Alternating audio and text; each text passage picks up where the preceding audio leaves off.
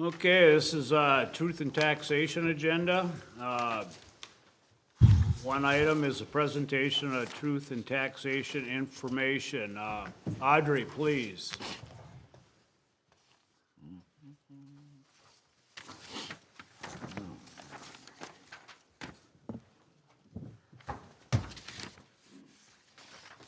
Good evening.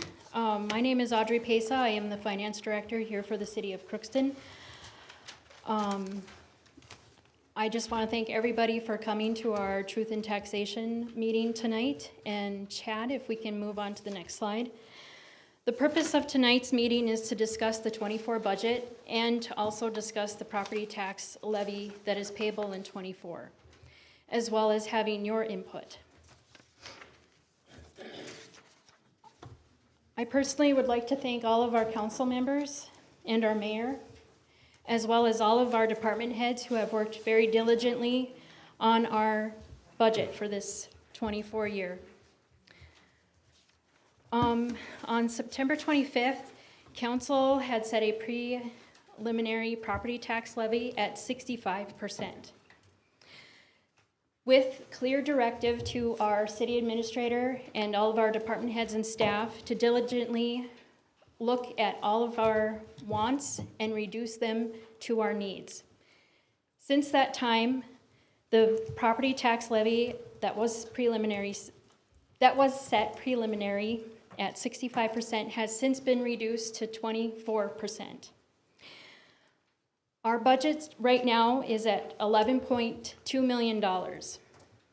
The revenue that you see here is showing a total of non-tax revenue of $7.5 million, leaving an amount of $3.7 million that we need to request from our property taxpayers.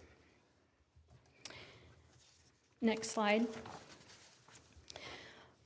This slide is showing our property tax levy and local government aid comparisons over the last 10 years. In 23, our property tax levy brought in $2.9 million. And in 24, we are requesting a $721,000 increase. If you look at the last 10 years, we would have averaged approximately $190,000 every year, an increase every year.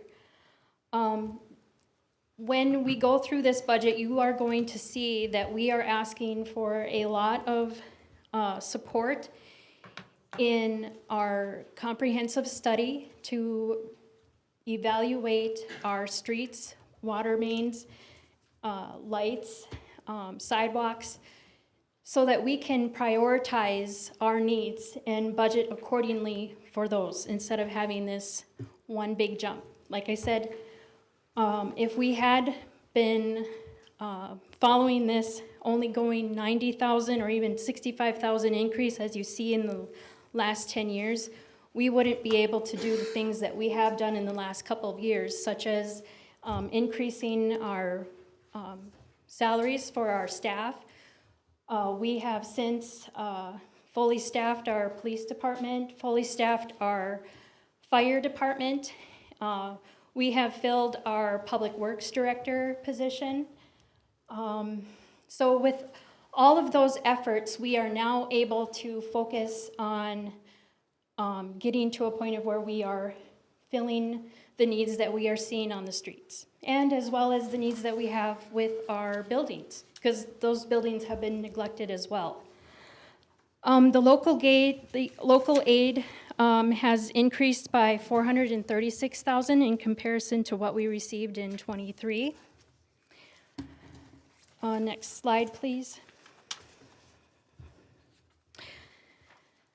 The general fund revenue breakdown makes up, local government aid makes up 40% of our total general fund revenue.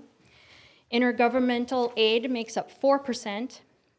Our non-tax receipts makes up 24%. Our reserves make up 2%. And our property tax levy accounts for 33% of our general fund revenues.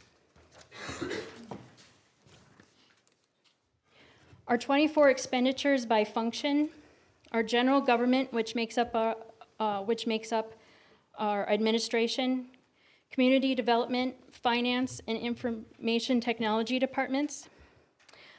That function makes up 23% of our total expenditures. The airport makes up 2%. The library is at 4%. Parks and Rec is at 21%. Public safety is at 34%. And Public Works is at 16%.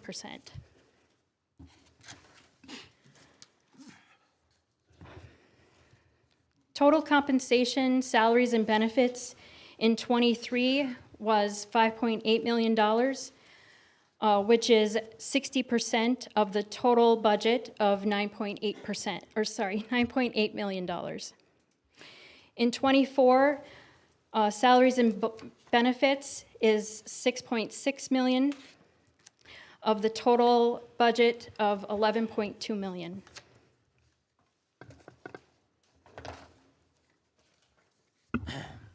You're probably asking yourself, well, what do we get for all this money? Well, that might be wrong, but there are full jail. 600 beds, cash machine. Well, that has nothing to do with the city, It's county. That's county. county. But think about it, you get 24/7 fire protection, police protection, you get snow removal, as we all know, streets and alleys, public sidewalks, you get street cleaning, you get maintenance and repair, you get parks and rec, you get a public library access, that doesn't come free, we have to pay for that, and you get municipal airport access. Some of the things that you may not consider when you think about your taxes, this particular year, the city is undergoing a comprehensive infrastructure analysis. One has never been done here in the city. We've heard many, many complaints about city streets, city water, sewer, wastewater. The city this year will undertake a comprehensive plan to identify the problems with each street and potentially outline which streets should be done first, which infrastructure should be attended to first, because that's never been done. Also, there is now talk on this council about having a marketing and event coordinator for this city. There are many things in this city that we don't brag about. A marketing coordinator would emphasize the CSC, our parks and recs, and other amenities in this particular city. That's in this budget. That's never been done. There's also an ongoing search now for a city administrator. I've been on this job approximately 2 years. I was an interim for a period of time. It's time for a city administrator to come in and continue the work of this council. We have election administrations. In 2024, we're going to have 3 elections. Believe it or not, that takes money. We hire election judges. We hire other officials to work on elections. That costs money. That's why they added request. We're going to continue to update our information technology department. This past year, we've initiated many, many items of upgrading. That system was over 10 years old, and you may understand that computers and infrastructure for technology that's 10 years old is 8 years outdated. We're going to continue that. We are replacing the phone systems within the city.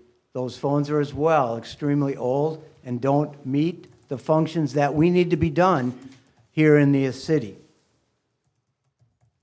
And we are in year 2 out of 3 of a capital replacement plan for the computer equipment here in our city. Now you may wonder, well, what else do we get? Well, this year we're going to be replacing a police squad car and emergency equipment. We also have to outfit that squad car. That takes increased money. We are getting rifle-rated body armor for our 18 officers. One thing to note also is that we are now fully staffed in our police department. That, of course, takes more wages. We've operated in this community understaffed in the police department for a period of years. We're now fully staffed. After we get done, you can talk, okay? Fire department, fully staffed. For a while, that was not fully staffed. We have also for the police department ballistic shields. This council has made an emphasis for our community to be safe for all of our workers, including our police officers. We've renewed our volunteer paid on-call fire department agreement for another 3 years. We do have 6 full-time firefighters, 1 chief, but we also have up to 24 volunteers. They get paid when they show up.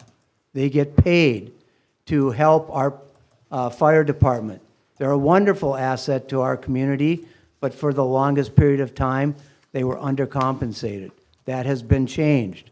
They have a new 3-year agreement with the city, I think well negotiated by both of those parties, and that's in place for 3 years. You may say to yourself, why is that important? Well, the extent of our fire department and volunteers affects your fire insurance rates. The better response we have, the lower the insurance rates for fire on your homes. That was an agreement that took a while to get done, but it's in place.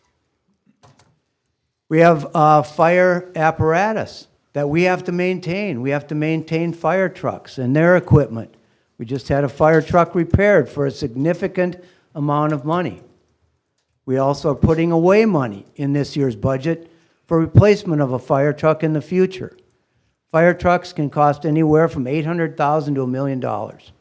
You don't want to get levied for that in 1 year, trying to put money away.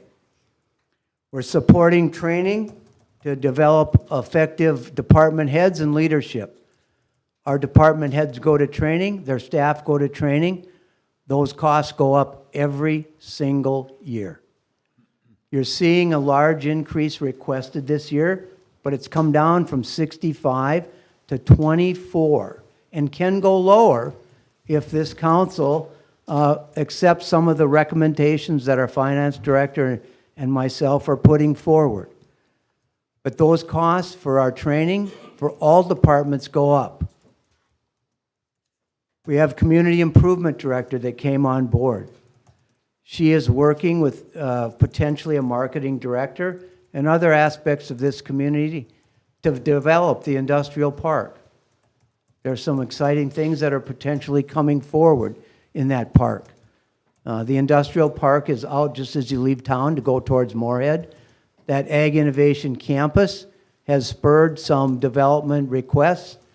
It takes money to do those kind of things. Park and Recs. We have a wonderful Park and Rec department.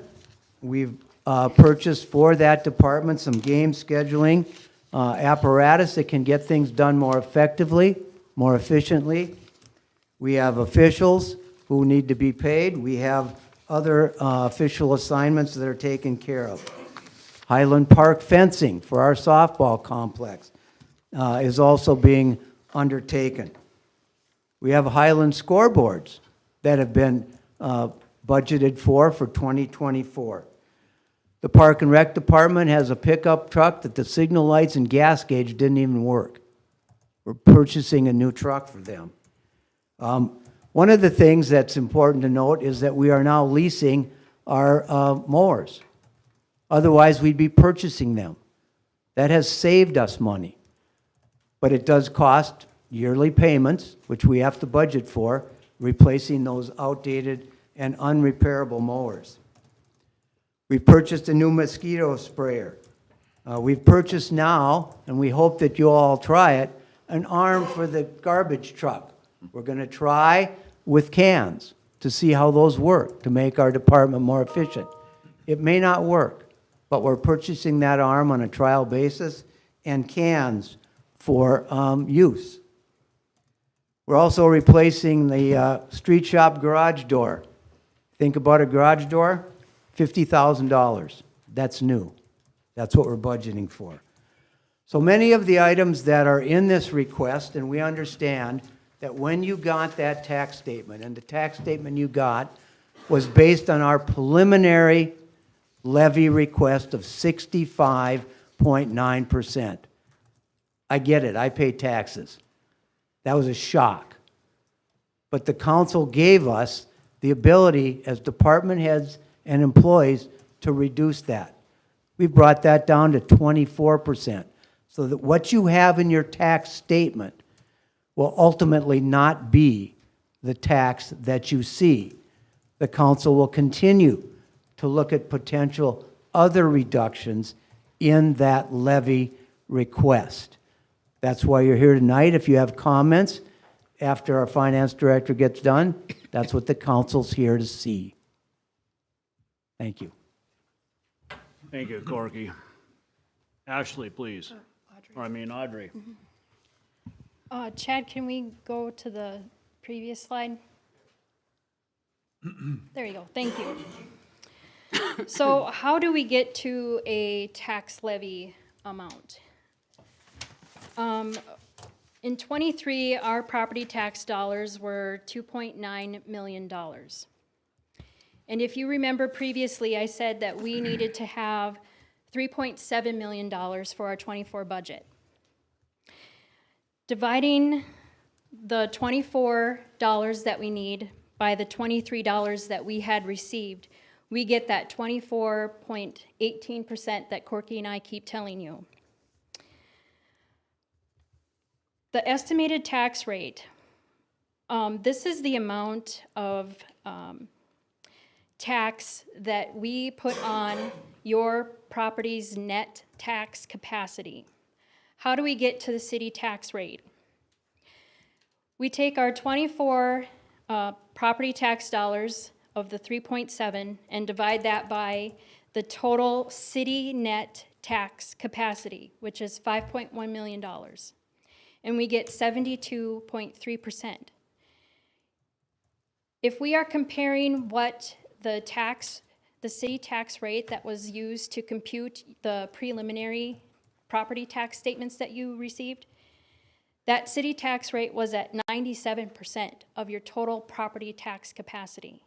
We have now reduced that to 72% of your total property net tax capacity.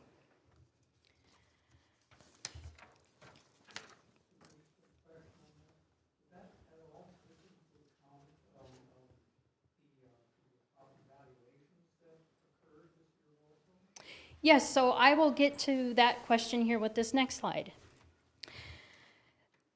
So if we look at the top of your property tax statement, you will see the taxable market value of your home.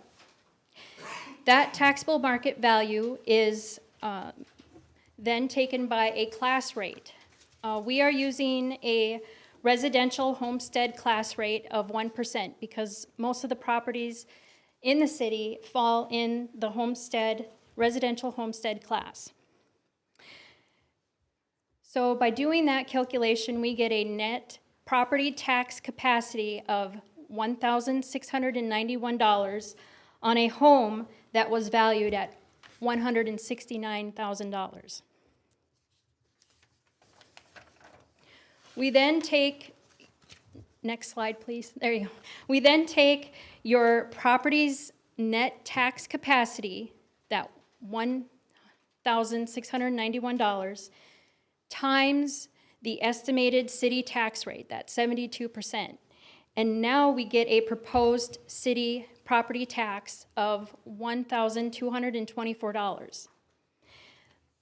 The example of this property tax, the preliminary tax statement, showed a $1,647 proposed property tax. With the reductions that we have spoken about today, their tax now has been reduced by $423.64. This is just an example giving you estimated market values and the proposed property tax rate to date. So a $100,000 home, your proposed property tax would be $519. A $400,000 home would be $2,886. There are 5 different class rates for properties, and each of those class rates have subcategories, which have different class rates and different formulas to come up with the property tax that is owed.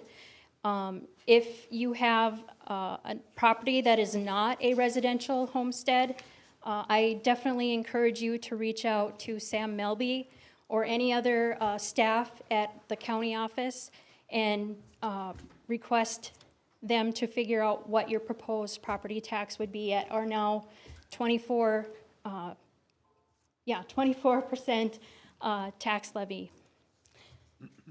One of the things that's important, and I think answers your question, your tax value, your market value, that's not determined by the city, that's determined by the county. So the city doesn't have anything to do with that, but the city's tax rate is applied to your net tax value. Yes. And just as a matter of background, those numbers are determined by comparable sales within the city. So if homes are sold within the city that are comparable to one that you own, they compare those sales prices with what the value of your home is. Many of you, probably all of us, have had occasion now this year, the values of our homes went up. As the value of your home goes up, the homestead credit goes down. So you kind of have a double whammy. And yes, the city's tax rate does apply to that newer, generally higher value.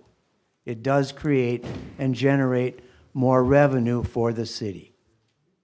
But again, the city doesn't have anything to do with establishing the tax rate. The homestead credit has nothing to do with that. The only thing the city does is it establishes the city tax rate that applies to the value on your home.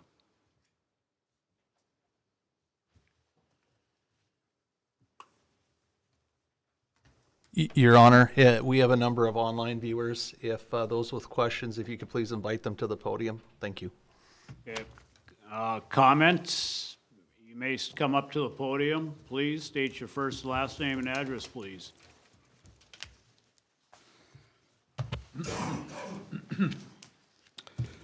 My name's Gary Wilhite, 618 Lowell Street.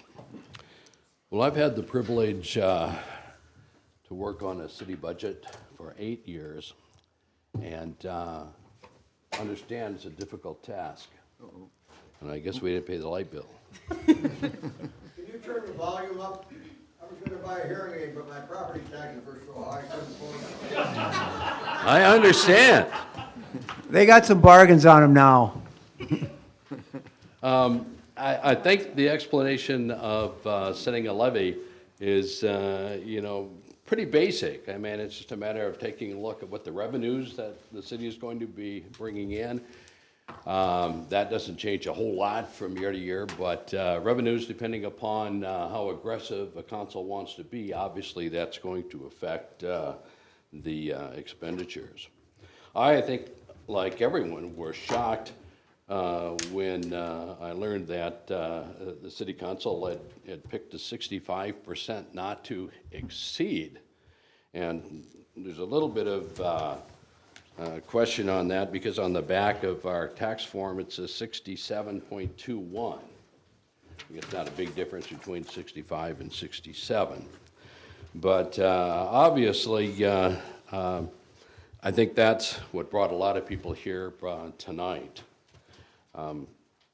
Granted, a 1% only equals $30,000, right?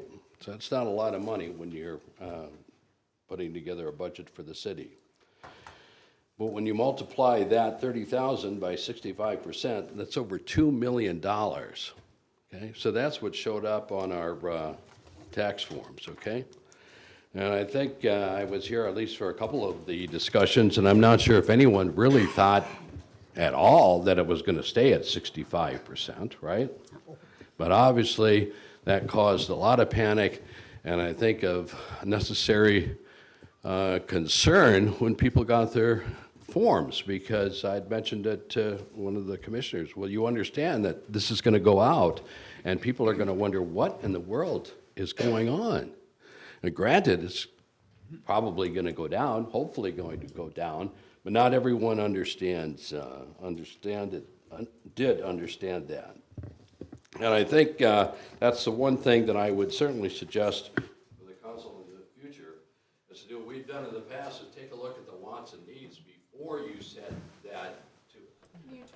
See, Gary, can you push the button there for the microphone? Thank you. All right. So my recommendation would be certainly to take a little bit more time to kind of hone that down and take a look at wants and needs. Dale's been on the council for many, many years, kind of remembers getting that process going a little bit earlier in the year so that when department heads come in, you can find out what the real needs are, okay? Not necessarily what we all would like to see. And other thing too, I think that kind of alerted people, and you do some comparisons with other cities. East Grand Forks, 11% increase, not to exceed. Boston, a 6.76. Fertile, a 6%. Crookston School District, 4.55%.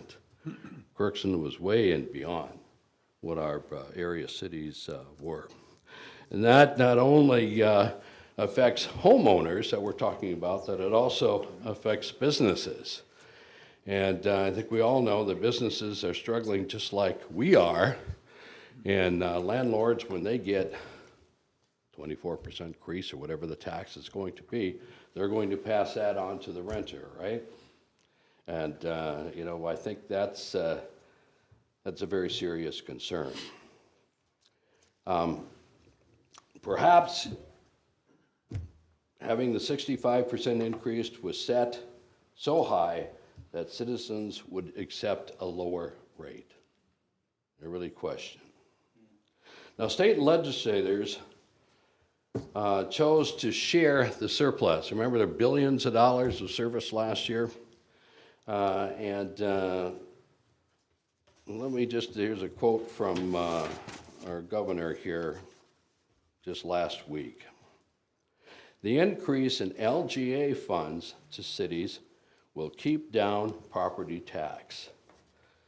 What that dollar amount, that additional amount of LGA from that surplus is $437,000 more than last year's, okay?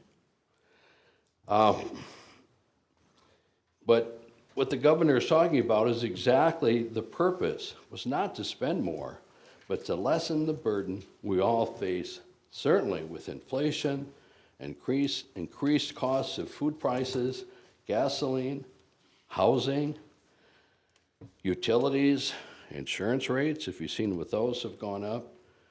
And unfortunately, many of the individuals in our community are on fixed incomes, or certainly limited income, and they even suffer more.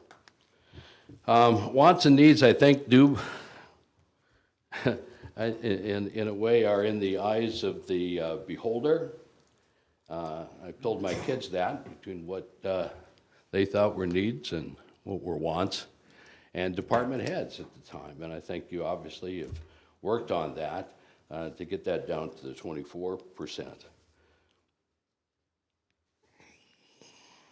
Say, Gary, we got a lot of, probably other people want to do comments, so if you can wrap it up, please. I will wrap it up. I'm right at the end. And when it comes to needs, I think the new proposed city events coordinator is an excellent example. That was a last-minute increase to the budget, as I understand. I think that was around 18%, and then with this new addition, went up another 6%. That's estimated to be about $170,000, with an additional $70,000 coming from city reserves. And I have no problems with using reserves, if they're there and available, but they should particularly be focused on one-time expenses. Otherwise, you're just going to be adding that $70,000 onto 2025 budget. And I just don't think that, I think it's a lot of the things that you've got on your list are good things, but I'm just not sure if they follow the need. But I do know the more we spend, the more taxes we will pay. Thank you much.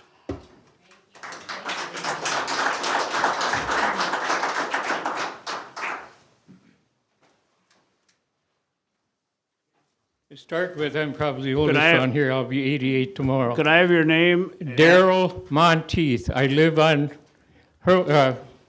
Albert Street, not too far from Mr. Briggs. I've been talking to senior citizens here, and the biggest complaint they have is the snow in the wintertime and the taxes. Most of them have said their taxes are going to go up anywhere from $600 to $800, $900. And they've lived in their homes for 40 years and they helped build Crookston. What the heck has happened?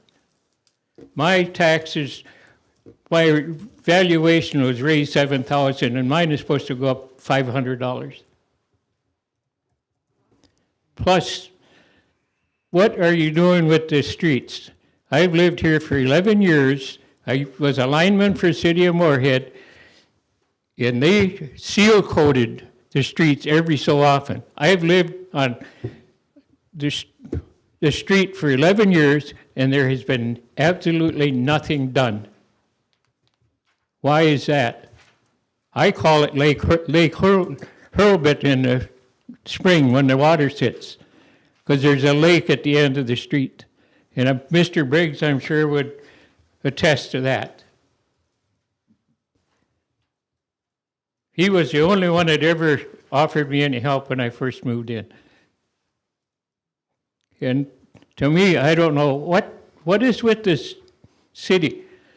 There's approximately 11 businesses disappeared. Arby's and different ones. Now the RBJ's is closed because a woman passed away. What are you doing to get businesses here? Absolutely nothing. That's all I have to say.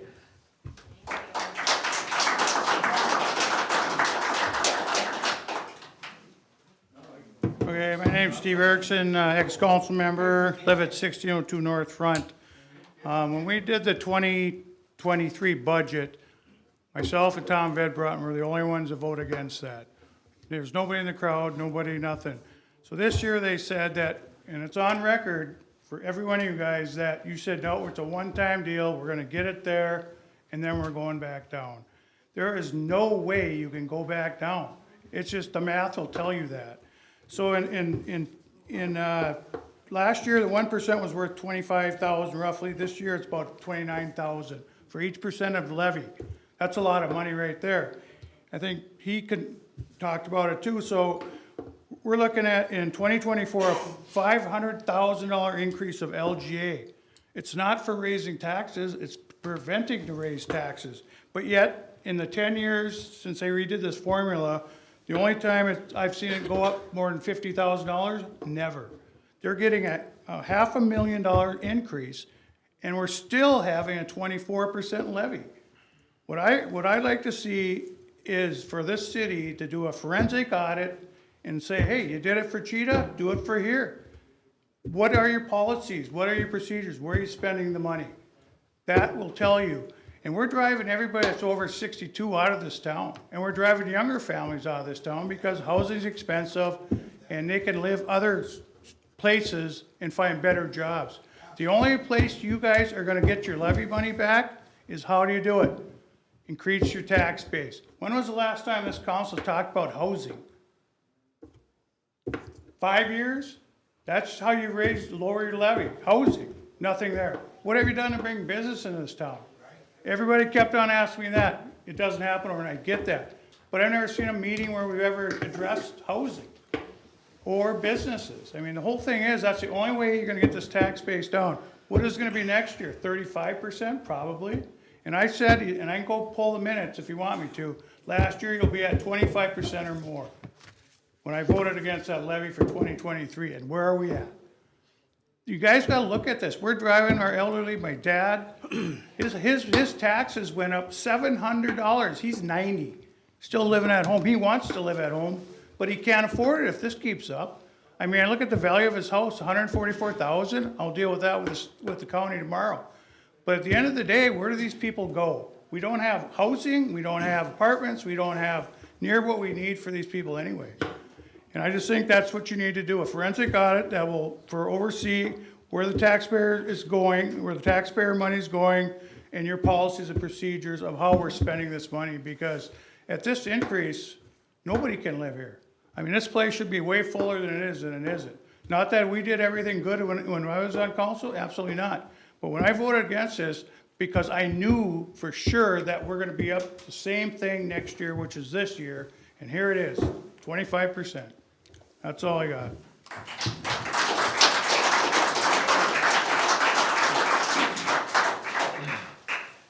My name is Edgar Rodriguez. I live on 609 South Fast Street. A little bit of me. I've been now in Crookston almost 5 years. I've lived in the East Coast, and it's way harder there than what it was here. One of the reasons I moved to this area is cost of living. Way cheaper, easier. And right now with this, it's a little bit, I understand many people's, like, we're outraged. I mean, from $400 last year, I'm getting raised to $1,050. That's a $650 increase. That's 150% tax increase just in the city of Crookston alone. I understand the needs and the wants of the city, but my question is, have the city ever done what's called a social economic study on what these tax effects are having on the citizens of Crookston? Can people really afford this? Those who pay our mortgages, can we really afford this new increase? This new increase raises my mortgage monthly. Do I make enough as a citizen where this increase justifies what I make at home? Can I keep this up?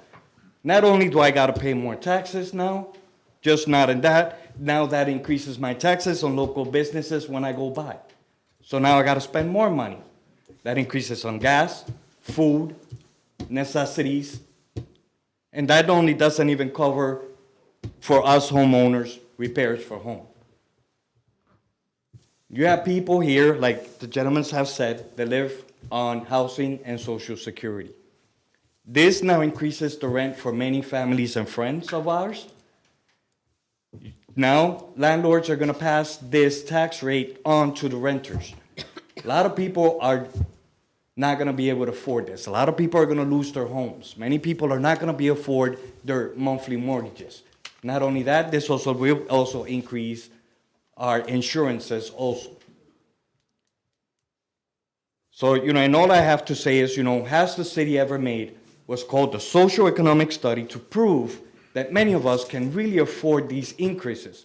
Do our wages at home justify this increase and say, yes, sir, you can pay this increase and you're gonna get this benefit out of it? That's all I gotta say. Thank you.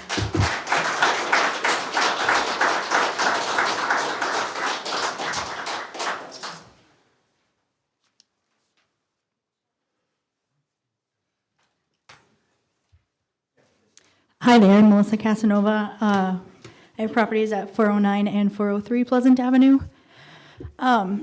You had gave us a whole laundry list of things that these taxes are going to be going towards, and I am specifically interested in the new ones, because you mentioned that our police and our fire are fully staffed now, but did they add positions? Because wouldn't those salaries have been in the budget last year?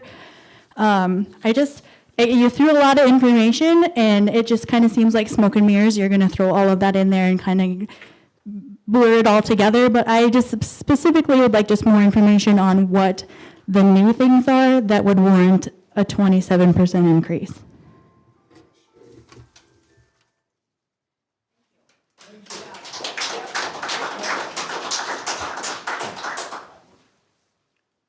Anyone else?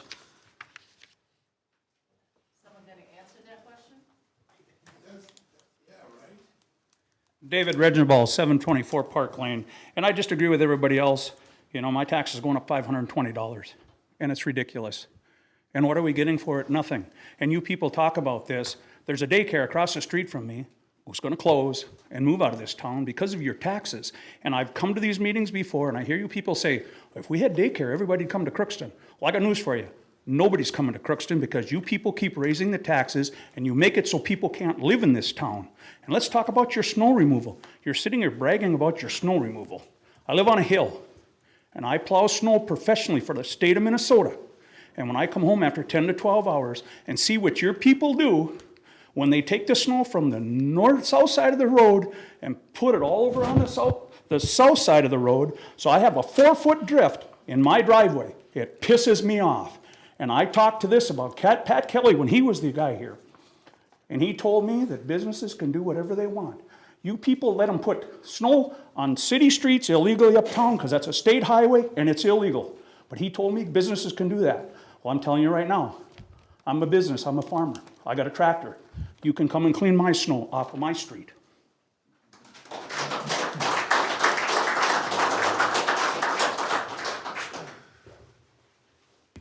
Tom Beauchamp, 1610 Barrett Street. If you're talking about snow removal, yeah. This is the first time I've been here for 7 years. You got a brand new motor grader, and you finally had an operator that knew how to run the thing. He pulled the snow away from the east side of Barrett Street, windrowed it to the center, and kept bringing it over. That way we don't have 6-foot drifts covering our mailboxes and getting all kinds of crap from the post office. I don't clean the streets, that's not my job. I spend hours out there now, just from the city, trying to put snow in my driveway. I understand snow removal is not easy. I call it, from the city of Crookston, it's snow relocation. I'm not kidding you. We got a cul-de-sac, 2 cul-de-sacs that we've been paying for 4 years in assessments. And you know what? Those lots are over $40,000.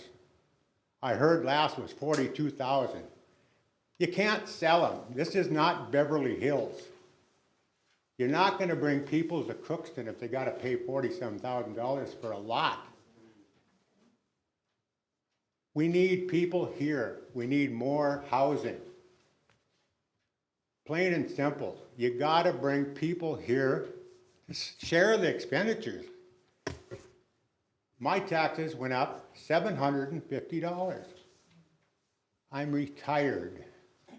Been disabled since 2005. Yeah, I might look pretty, but I'm not. The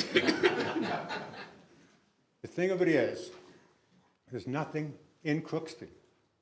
We're losing all kinds of businesses. The town is swelling up, and you keep raising the taxes. So what are our taxes gonna be? Is it gonna be 24% increase? Who knows, right? It's 67% on mine. And I got a neighbor, his house is worth higher value than mine, and he's paying $380. I don't understand the tax structure. Sorry, I blew up enough steam.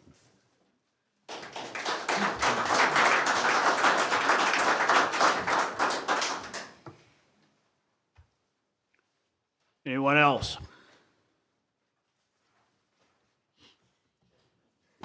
The young lady that was over here before asked a reasonable question, and I'm wondering if anyone's going to answer that question.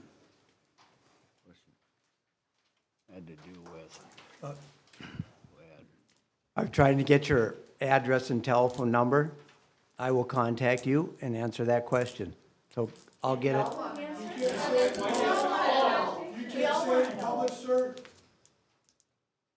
I can. You're gonna mail us each out a letter? Sure, if you want one. We all do. Better sign up. Sign up. Sign up where? Send it to every homeowner in Crookston then. That's why the people are here tonight. If you want to make a comment, Mr. Prudhomme, come to the podium, please. I think she was in line first, so we're gonna let her go. Hi, my name is Brianna Fritz, and I live at 206 Campbell Road. I just have a comment about the purchase of garbage truck, can arm, and garbage cans. Does that add to our water bill as well? Or are we paying taxes on top of that fee? There'll be an option to continue to use the bags, either haul your own garbage, or you will have I think, a monthly fee if you want to do the can system. And then as far as the park and rec portion of it, there's a couple things. Could we live without the park fencing?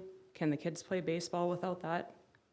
Some of the scoreboard stuff, could we go a little cheaper on that? I do have kids in park and rec, actually many programs. And I just think we could go a little bit cheaper on some of that stuff. Honestly, I don't really care about the fencing because then you got to walk totally around it. So I'm not really for that. Thank you, something to look into.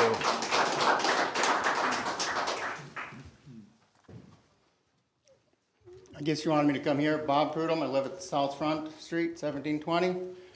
These people wanted that question answered here tonight in public. I think it should be answered public. Or if you wanted to sign up for a letter, just send it. Every homeowner in town wants to hear all that stuff. And I agree 100% what's been said. This tax is outrageous. It's way too much. The city's got to look and determine what their needs are and what their wants are. I tell my family that all the time. Well, do we need that or do we just want it? We all want big things, but we got to go with what we need. Run this like a business. My wages are not going up 24, 28%.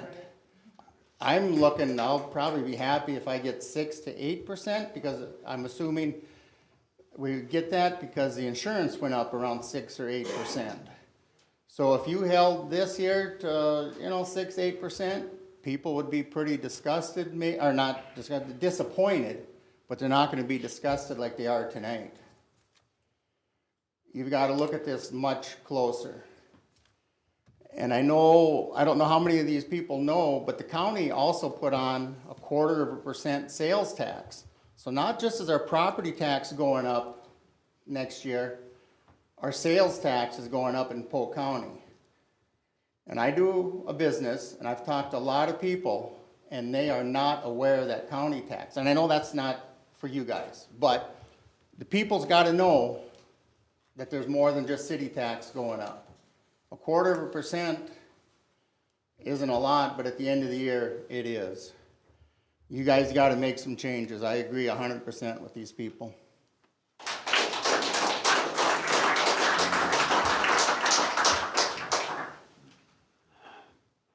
Anyone else? I just got a live text here. So they said a question, Steve Erickson, 1602 North Front. When they brought up that thing about, information from you sent it to one person, send it out to the city.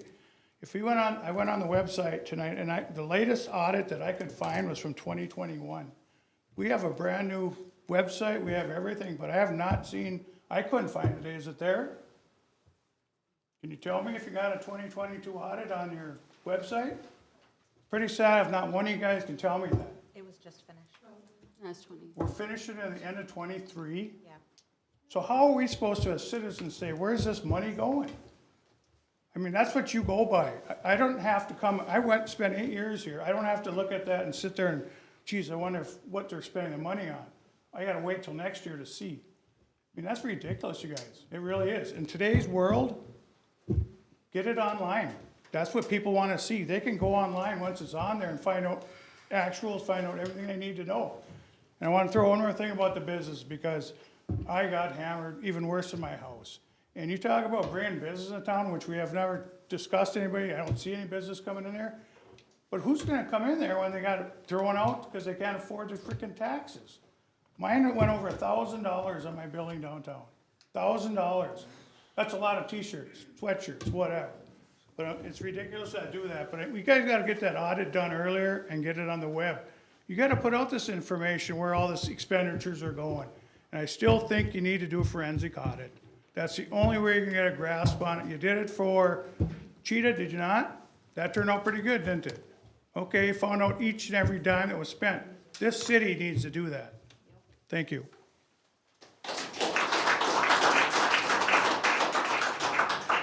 You all remember me, but one comment. Steve says you should get this on your website. There've been many comments. There's a lot of senior citizens in this town that don't know how to look at a website or don't do that.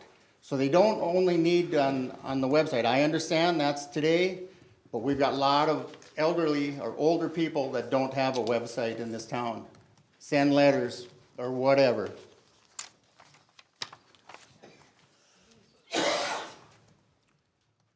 Anyone else?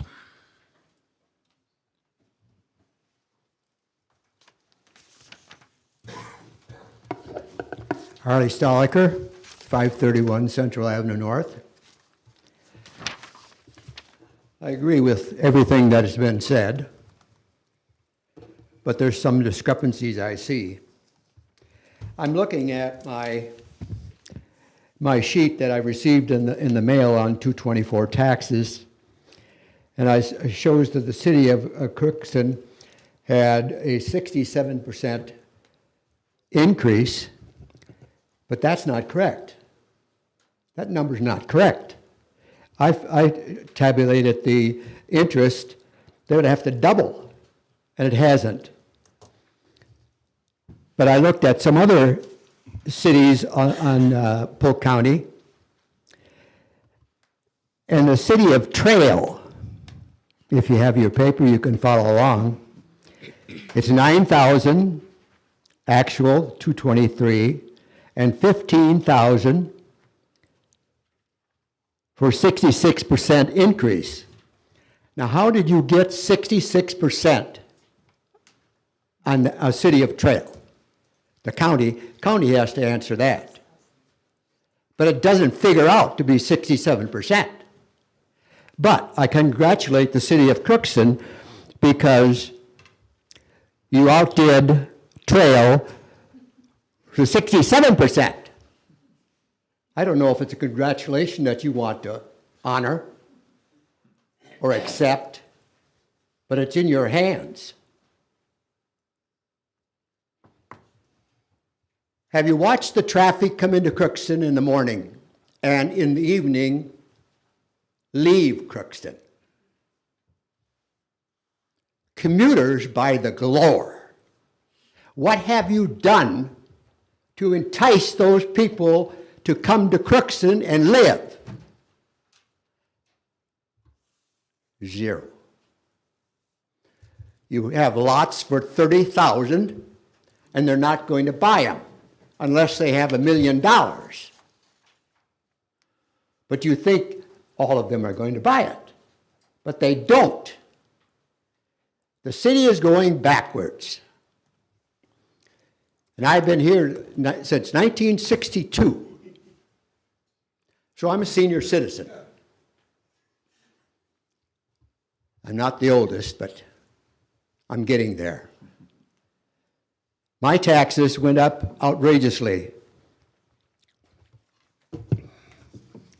And that is not. For the city of Crookston, my taxes went up 44%. But it says on the sheet of paper that I received that it was 35.6%. That's called bundling. You bundle the numbers together, and so you come out with 35%. That sounds whoopee-doo. It doesn't make sense. You're figuring differently than I do. And you're right, I can't understand the web.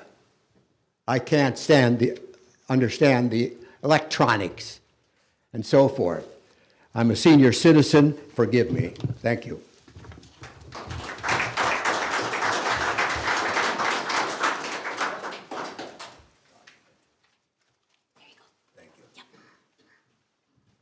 Anyone else?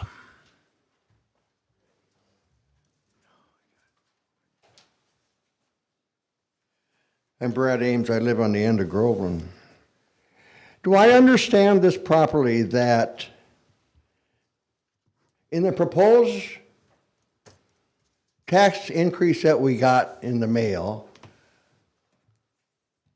and to what now we're showing, what percent has changed? I'm sorry, I don't understand your question. I can't hear you. I don't understand your question. So you're saying for what we've removed? So what we did is we proposed, if we were to get everything, which we were not, we knew from the beginning. So that was what the original one was. And then we went through and only grabbed what we decided were needs and got rid of all of the wants. And we're now ending on this number. So that's where that change was.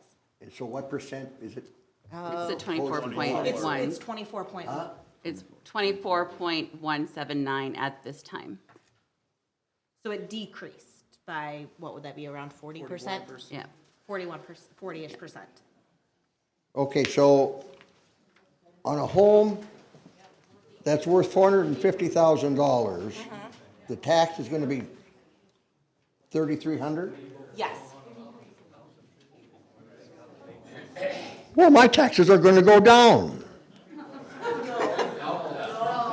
Huh? It didn't go down from last year, but it went down from the proposed, the original number. Does that make sense? Okay. Well, in 2023, my taxes we went have up quiet, $500. In 2024, they went up $2,000 in 1 year. Now, what happens, and I learned this since I quit working, that when your income is the same every month, and thanks to Joe Biden and whoever, inflation is out of sight, you can't live. Even if I sold my house for half of what it's worth, nobody would pay $700 a month property taxes. There's a farm field behind my house, and I talked to a fellow from Grand Forks who moves houses. I could lift my house up, go out the farm field, and haul it to Monoman, and have more money in my pocket at the end of the week.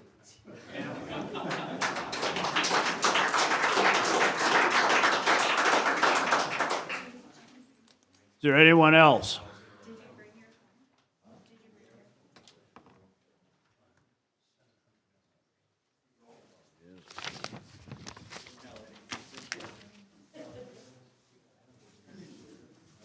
Yeah, my name is Ed Amiot, and I live at 741 Groveland. And yes, my taxes went over $1,000 higher, but what I would really like to know is this position you guys are gonna hire, this coordinator and event person, how much is the payment, or how much you gonna pay this person? How much? I believe it's 60. No. Is it 60? I'm Is the hearing proposed numbers. amount? That's with benefits, the salary that. Okay, I would like to know how many people in this room are making that much money. You know, there isn't that many people making that much money. How can you hire someone to do this? We don't even know what they're gonna do for us. So that's kind of agitating, that we're sitting here trying to save money, and you're gonna spend $80,000 on this person, or 60, whatever it's gonna be, and there's many people in this room that do not make $60,000 a year with any benefits. And so that's my complaint.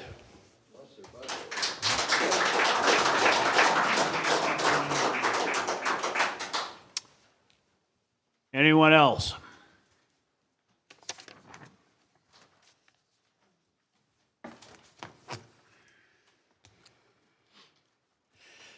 My name is Bill Humiston, 1306 Radisson Road. From what I've been able to tell, my wife is the financial whiz of our home, but our taxes are going up $700. I'm a preacher. We don't make that much to begin with. And so, Sorry? Pass the basket. With every head bowed and every eye closed. And the organ softly playing. Honestly, it's been my experience just seeing the way that governments go. If you want less of something, you tax it. If you want more of something, you lower your rate of taxation. I understand the city has needs, but this is a phenomenally high rate of increase for, you know, regular people that aren't going to be making the kinds of money that are going to be required for us to continue to be able to live here. This has got to be brought down somehow. Has been said earlier, we are all taught by our parents to live within our means, to be able to do without what we can't afford right away. My kids, when the internet was just a brand new thing, it was connected by telephone wire, they wanted to know why we couldn't get faster internet. Well, we couldn't afford it. And so we had to do with what is called delayed gratification. Many of us are already practicing delayed gratification. This Christmas is going to be a pretty lean one, from what I understand. And while I normally don't like to skimp on being able to be generous, my generosity is limited by the amount that's in my bank account, and what's there is going to be even less if this tax increase goes through. I implore you, find a way to cut it. Find a way to cut the spending, to trim back what you can that isn't vital. Fire department, police department, I agree, that is vital stuff. Surely, there has to be something that can cut back this outrageous amount of increase. Thank you for your time.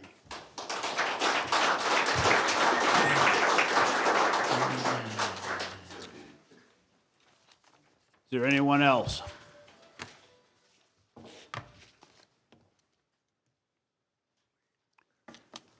No one?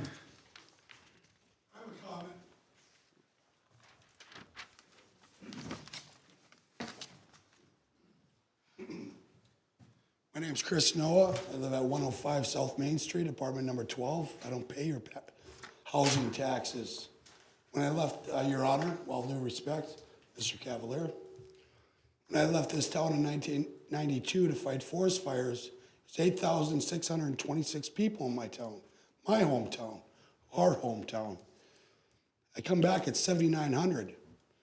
Now, I consider it 7,700 because what's spilling out of that factory you call a tri-county jail is spilling on our streets. And who's talking about treatment?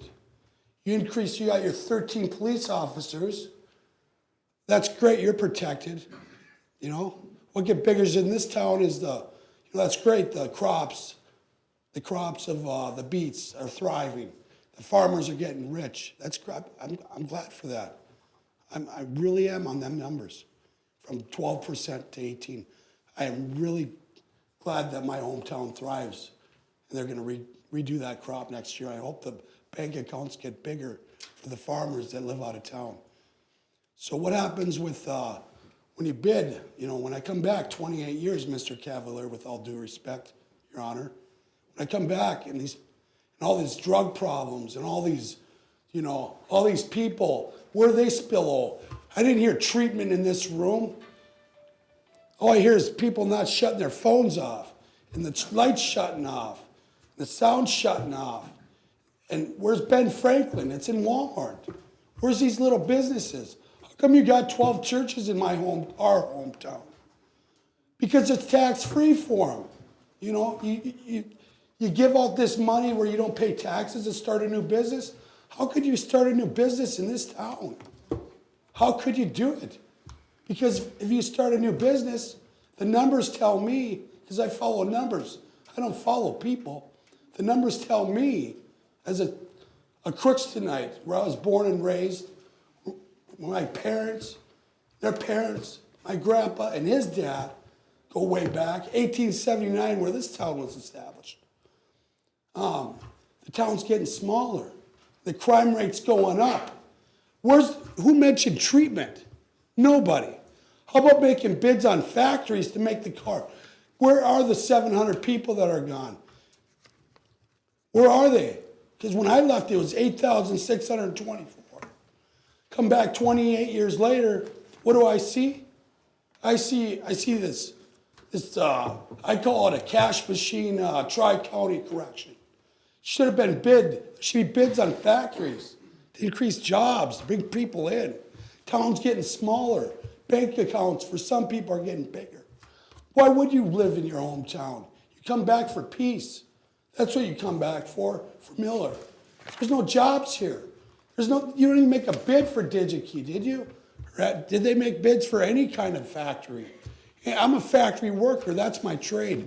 Plastic injection molding, metals, magnesium. I have 25 years after I got done fighting forest fires for the federal government. I worked my whole life. I lived in 20 different towns. But I wanted to come back here because this is familiar. And I know good people like Mr. Cavalier. And I know other good people in this room. But where does somebody, with the property tax and no jobs go? They go the Karen share? Where are the people, where are the people that come out of that jail when they're stuck in the spiral? Nobody mentioned treatment at Luma. Nobody mentioned treatment. The police keep rearresting, keeping these people on drugs and on, crime rate goes up downtown, but you don't live downtown. Do you live downtown? Probably not. I don't pay taxes. I don't have a house here, but I care about my hometown. I care about the people in it. I care about the people that were here before. I care about my old neighbors. I care about, the familiar. I came back here because crime rate would be lower. Because I lived in a town that was 250,000, and I didn't want to see all that crime. And what happened when you brought this, Your Honor, with all due respect?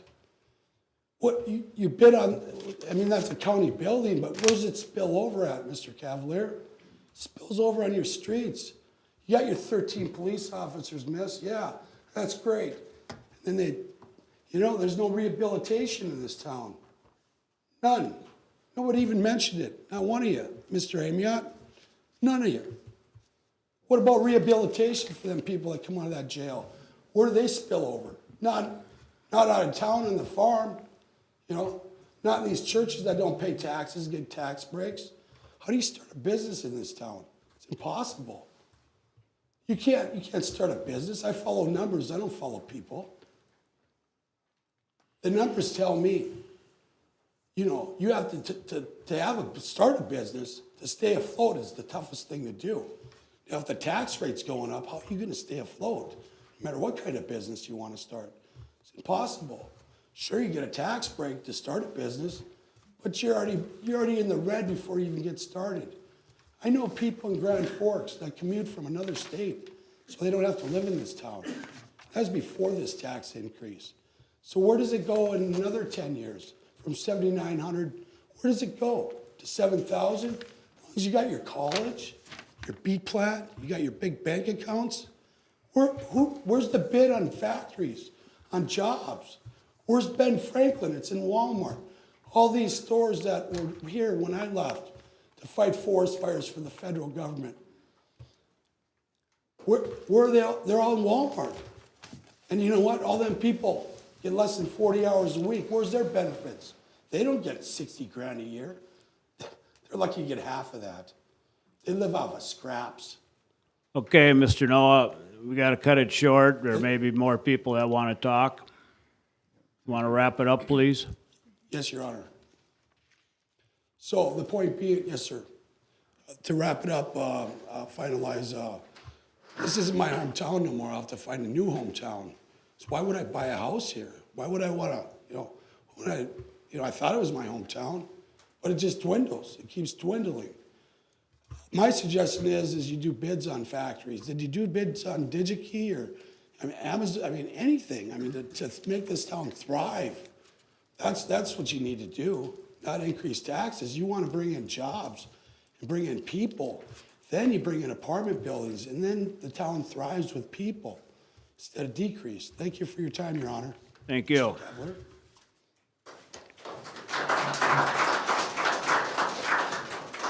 Anyone else? I'm Carlotta Humiston. I live at 1306 Radisson. And I'm going back to the question I had asked earlier. This lady asked a question. You said we could sign up for that information. Where do we sign up? I'll give you a tablet if you want me, I'll write a letter to you, or you can come in and speak with me. I'd be glad to do that. Can Either you way. pass the tablet around so we can all sign up on it? Absolutely. Thank you.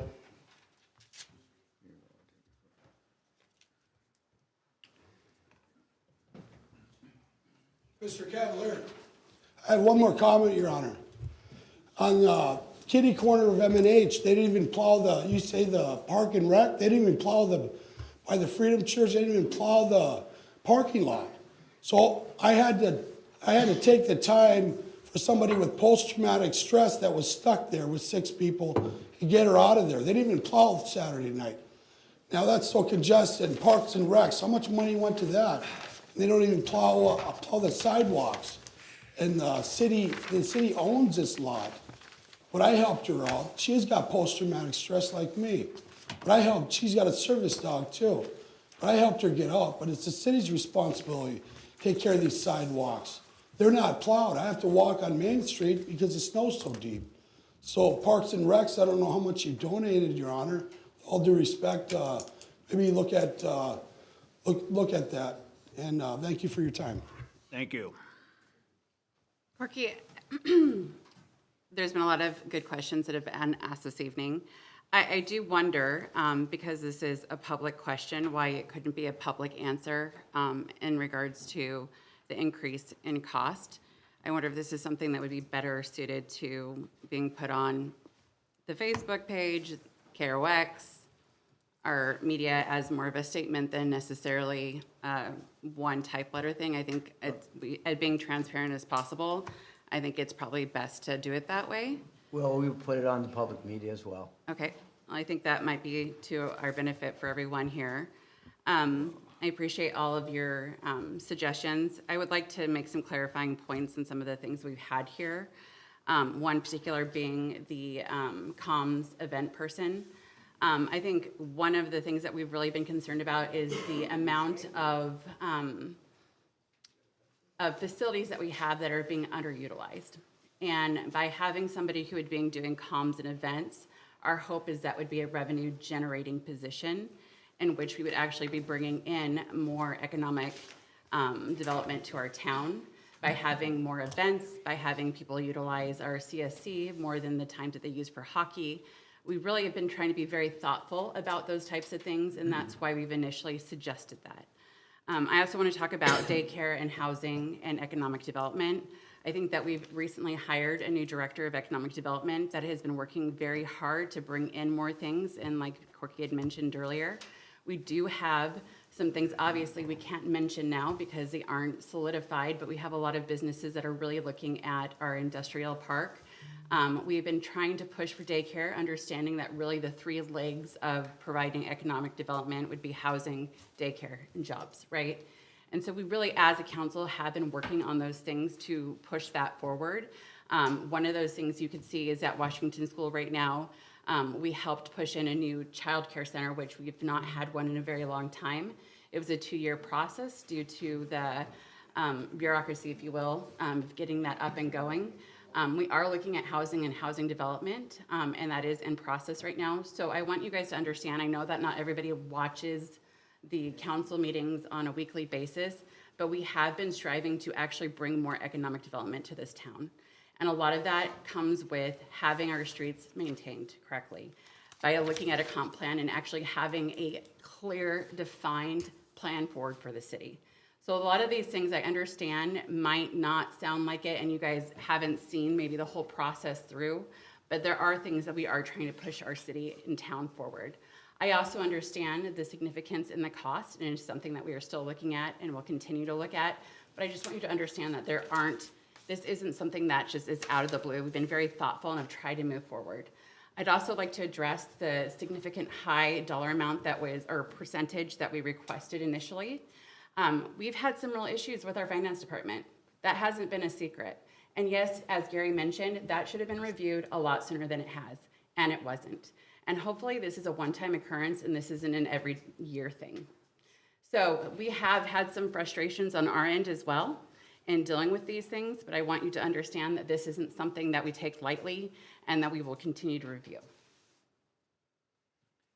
I do have a letter here that I want to read from also a concerned citizen. It was directed to the Polk County Taxpayer Service Center, but it was directed to us as well. Dear Taxpayer Services, I'm writing to question the 37.10 proposed property tax increase for 2024. Unfortunately, I am out of town on December 11th and unable to attend the discussion at the City Hall Council chambers. I understand the increased valuation of the property itself. I understand the school district voter-approved increase for the new high school sports complex and the county tax proposed assessments. However, the proposed increase for the city of Crookston, almost 76%, is incomprehensible.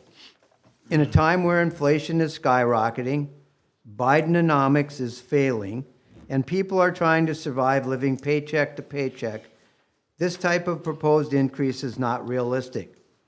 What is the rationale for such a huge increase from last year? Was there some kind of referendum that I may not have been aware of?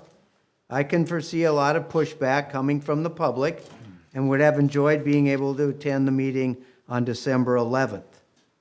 Hopefully the city of Crookston will reconsider or rework their numbers to somehow get their budget in check and to provide concrete justification to any additional increase in the final 2024 property tax. Respectfully, Brad D. Westman. Thank you. Comment? Yeah. Hi, Christine Elson. I have a home on 825 Thorndale, and I have just recently bought a couple of rental properties. So, trying to think of everything. I would like to thank you for actually taking some responsibility, first of all, because I want to thank everybody for being here. I am livid. So I want to thank every one of you for speaking, first of all. But sometimes, you know, we need a little compassion here. We need a little something. You guys got to give us a little bit of something when we're sitting here, and you knew we were going to come in here like this tonight. You knew we were going to be mad. You knew, some of you guys probably are mad, but I mean, you knew this many people or however many people are watching were going to come in here marching to the drum. My brother's business, okay, I'm going to speak for him. I'm just going to talk for him. 50%. Okay, you want to bring businesses in town? 50%. I know this is going to change, but thank you for taking just this much accountability for something tonight, because none of what, we're going to shut down.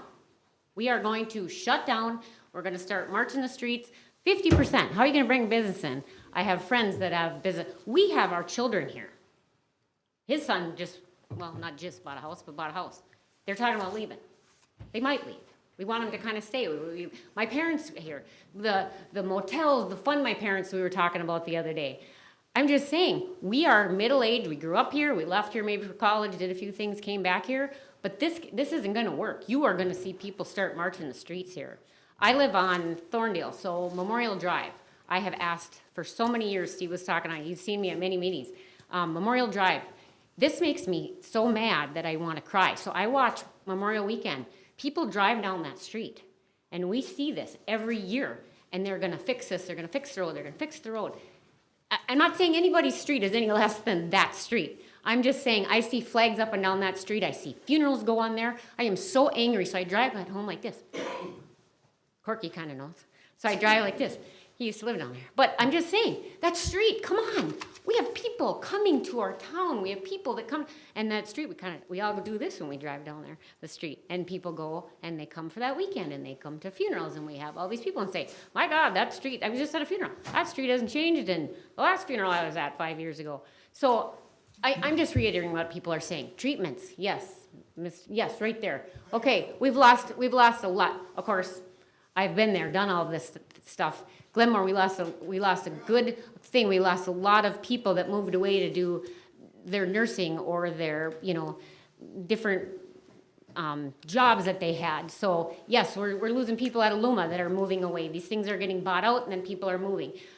I can go on and on and on because I actually don't even like to get up and speak when I get this mad. But I want to thank everybody for coming, who's ever watching also. That's why I wanted to make a point though. You just gave us 1 ounce of respect and just saying, we hear you. Because if we aren't heard, you are going to see, I'm just going to say, hell, people are going to keep coming back. They're going to come to, and this shocker treatment, you knew we were going to come. Okay, so it's going to go down, but it's still going up. So my point is, without that explanation, Facebook, all those things are great, but not everybody, old and young, is on Facebook all the time. I'm actually getting so tired of it that I don't look at these things. So whether it's in the paper that we only get 2 days a week, I'm just saying, how are we supposed to know all of these things? And we want to know, or you're going to see people that are going to start marching into their, we want to bring businesses in town. My nephew is now a fireman. I would like to see all those things. I would like those answers about, are we bringing in new people, new this and that for this increase? Do I want a marketing person? Absolutely not. I think if you would have went to these people or went to our town and said, would I volunteer 10 hours of my month? Would you volunteer? I can see people out here that maybe would come together to have meetings to try to say, we've all been living here for how long in our life? Maybe we could have had some ideas about marketing or businesses, or we've had businesses in here for how many years, and a lot of these people are businesses over. We might have had an idea, but you just slammed us with a 60, maybe 80 with benefits, $1,000 new marketing person. Where are we going to get them? Minneapolis? Now I'm getting to be smart, and I don't mean to do that. I'm just trying, what?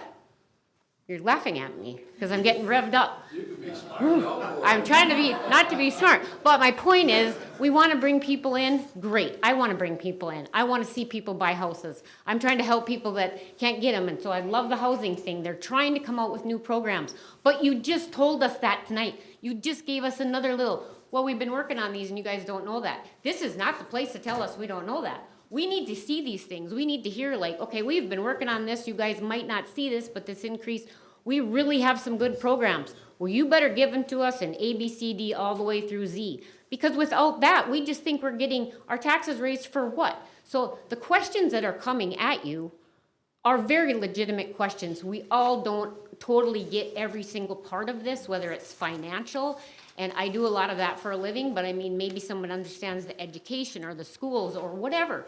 But we need to come together more, because if we're not seeing any compassion or that our voices are being heard, this is going to get ugly and it's going to get worse.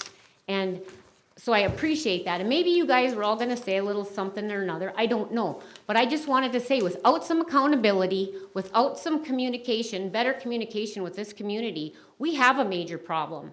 We have a more than a major problem. I'm at that age, my parents, and then I have kids and businesses that I have not seen.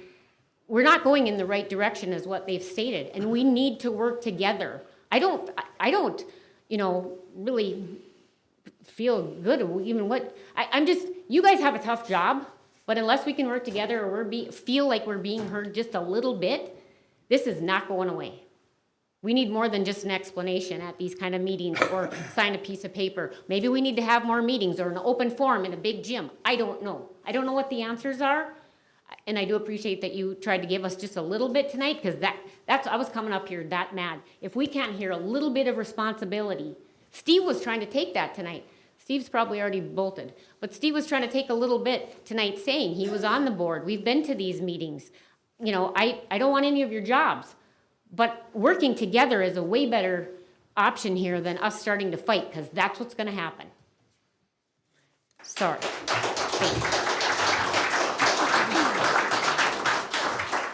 Christy, I just want to respond to that, too, just to let you guys know that just recently, I think within the last 2 years, all of our meetings are on YouTube now, and I know that that's not accessible to everyone, but we also have it on public access. And I think one of the biggest things that we've really tried to push in the last couple of years is this transparency and these conversations that we're having and how we're coming to these conclusions about the budget. And these are all online and available for you guys to view as well. I know that's probably not accessible for everybody, as I mentioned, but just know that isn't something that we've been trying to keep a secret. We've been really trying to process through all of this, and all of these are recorded if you like to see a little bit more of the understanding and context behind some of the conversations that we've been having. Just so you know, it's there available. One of the things I wanted to mention is people that know me know that I am not raise the taxes type of guy. But I am a fan of Crookston. I got on this council to better Crookston. So since I've been on here, I believe previous councils haven't been doing their job as worked as hard as what we've been the last 3 years, I think. I was on board, like Christy said, of getting a marketing person and an events coordinator for this town, because like all of you, I've been disappointed on what's going on with the sports center.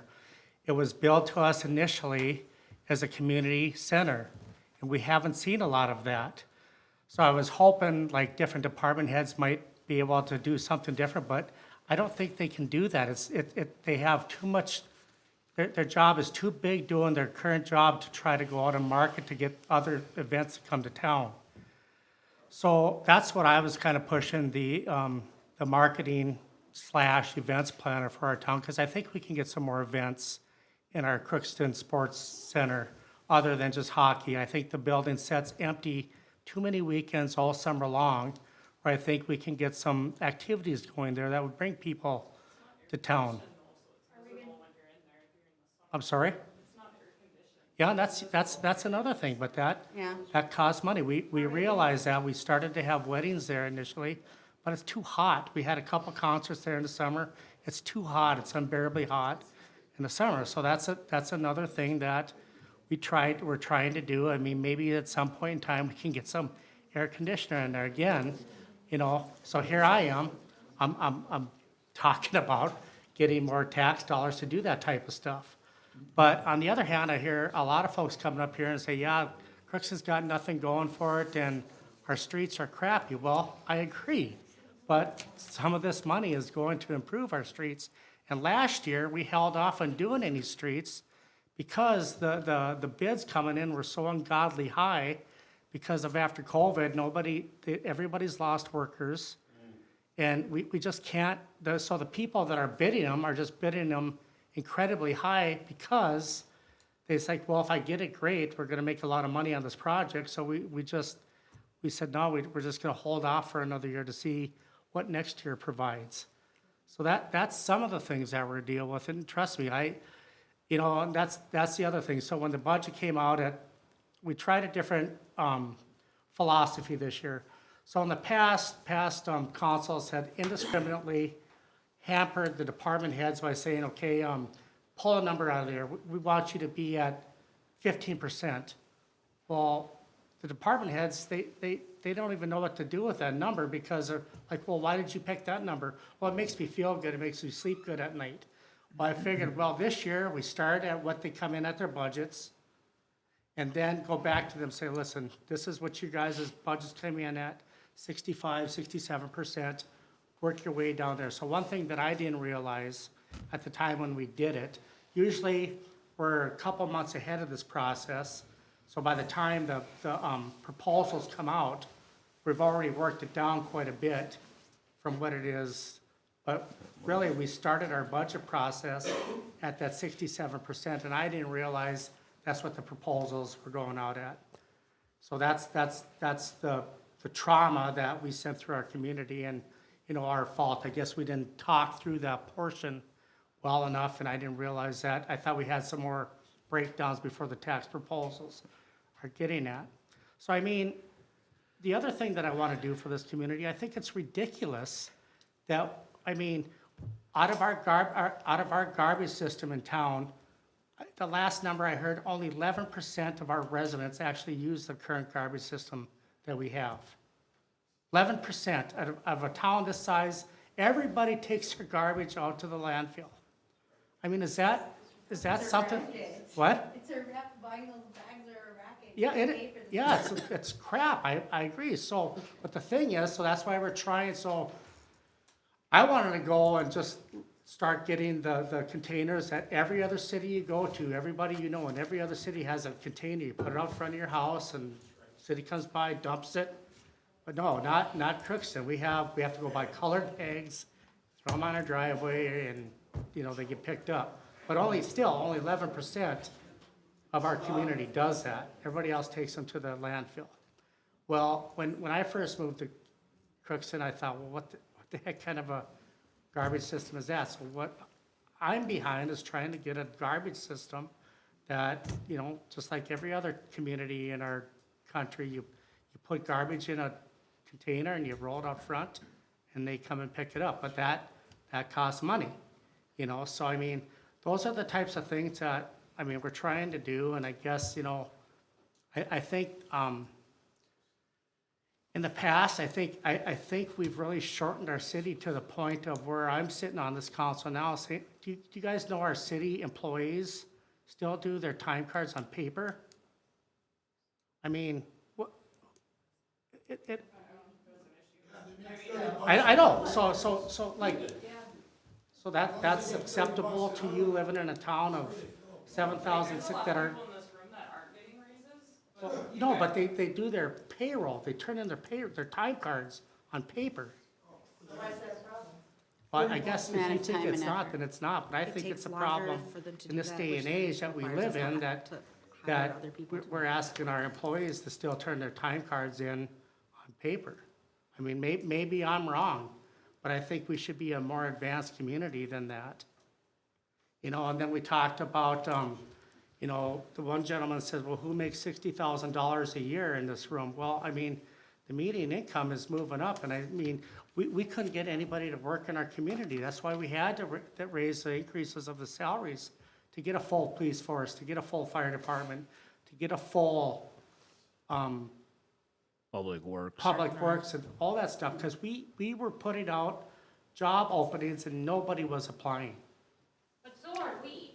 I get it. And that 50% business tax increase, we were trying to work on our budget already, and that was such a shocker, so we didn't put raises in for the budget. I get it. But we're. So Can I add to that, Delane, just really quick? I think there's a couple of parts to this. I think one is, like, for the police department, our starting wages are actually pretty okay. But once the officers get in 2 years and they're able to move up a level, then they leave. And then you have a department that, again, is now looking for a new officer, and nobody can take their vacation, and nobody can they're doing a ton of overtime, and they're not, if we're able to have a competitive wage, we've been able to keep our people. The same thing for our public works. They have this opportunity to start at this wage. We get them their certifications to be able to utilize certain types of equipment, and then they're a lot more valuable in a lot of other places and get paid a lot more money. So if we're not competitive in our wages, we're continuously having to rehire our workforce. And that doesn't help with the morale of the police department. It doesn't help with the morale of the fire department. And it sure as heck doesn't help with the morale of the public works department. And it doesn't allow them to take the vacation and take the things that they need in order to be a high functioning workspace. And I understand that that's frustration, as Christy mentioned, with not being able to do her increases. And I understand your frustration with that as well.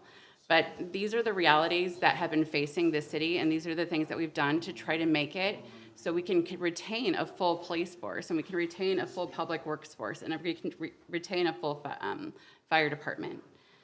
So a lot of that has to do with how we considered that and why we did increase wages so we could be competitive with these other cities.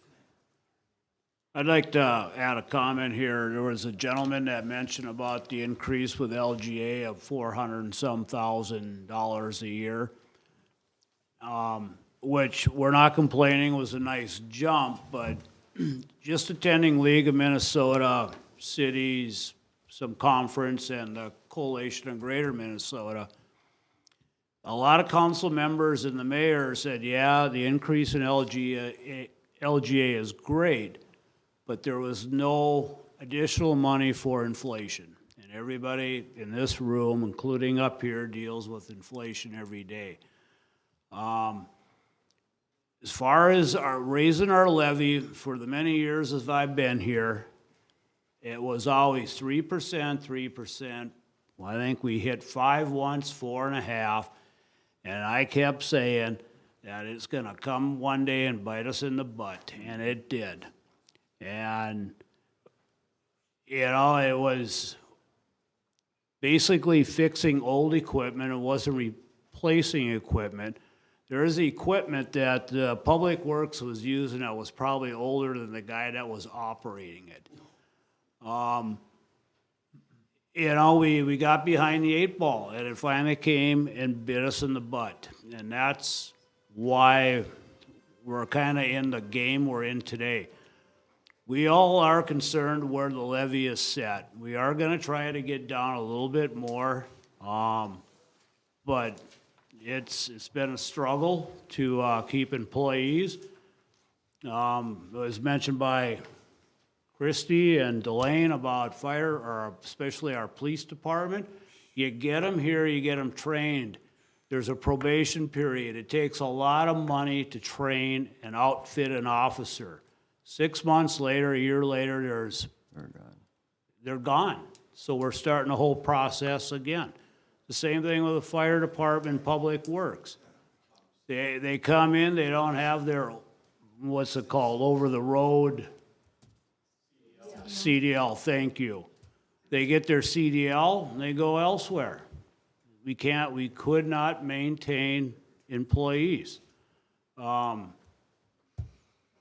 Something else and I can't remember, but like I said, you know, we have, you know, and I know our IT for years, our previous IT director, we kept asking, you know, it's a heartbeat of the city.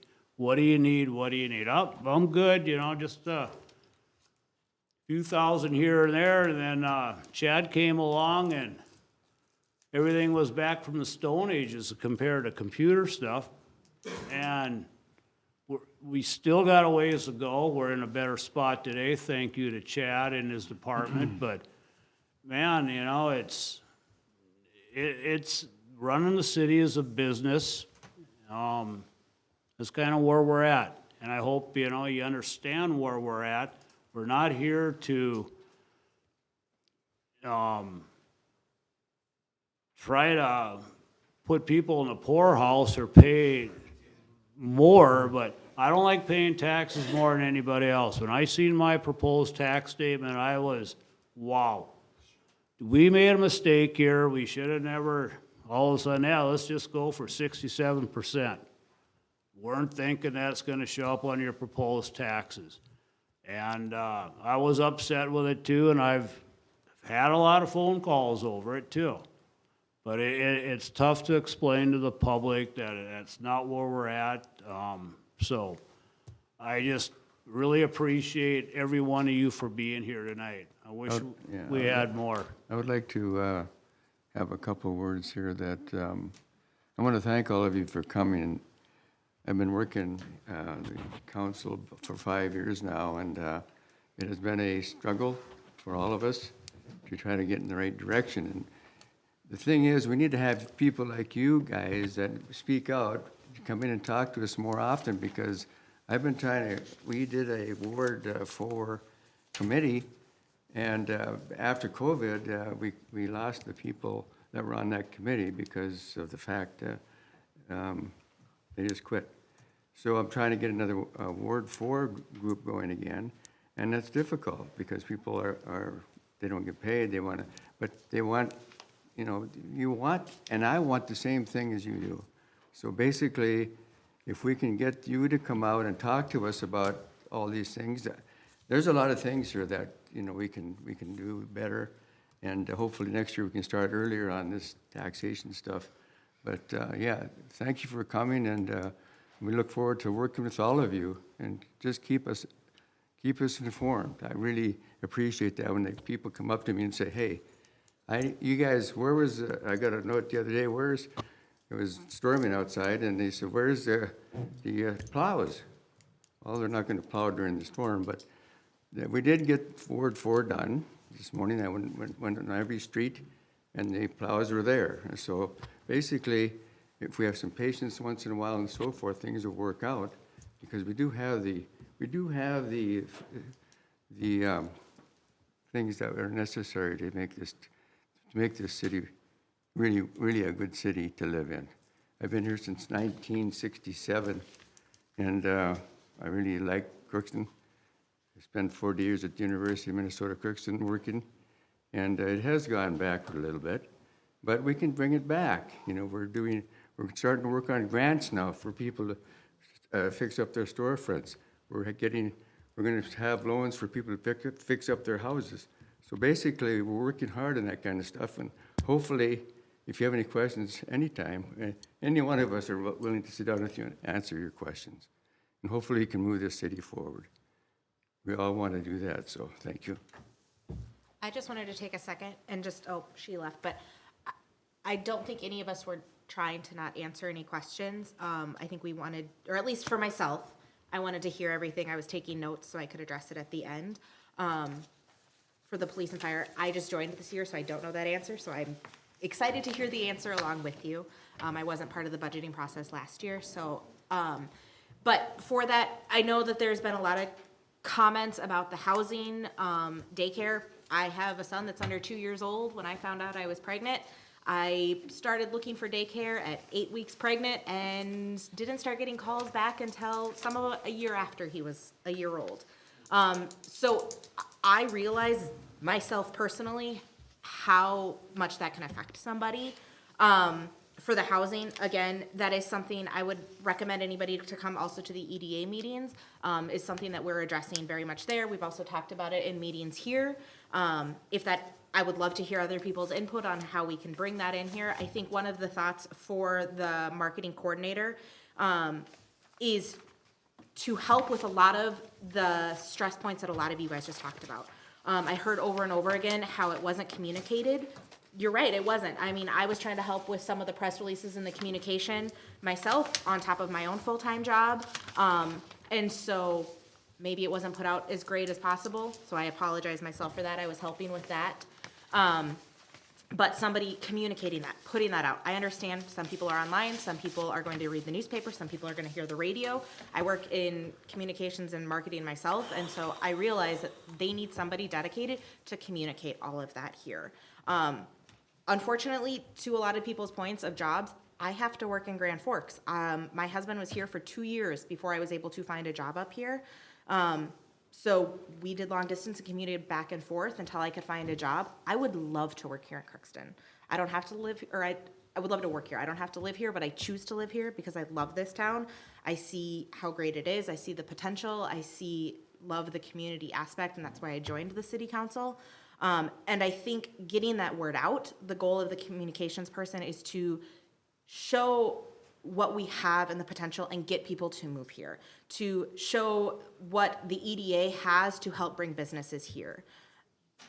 Sorry, it's the old cheetah. We call it the economic development.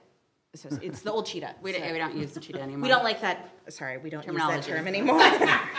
So yeah, EDA. The EDA.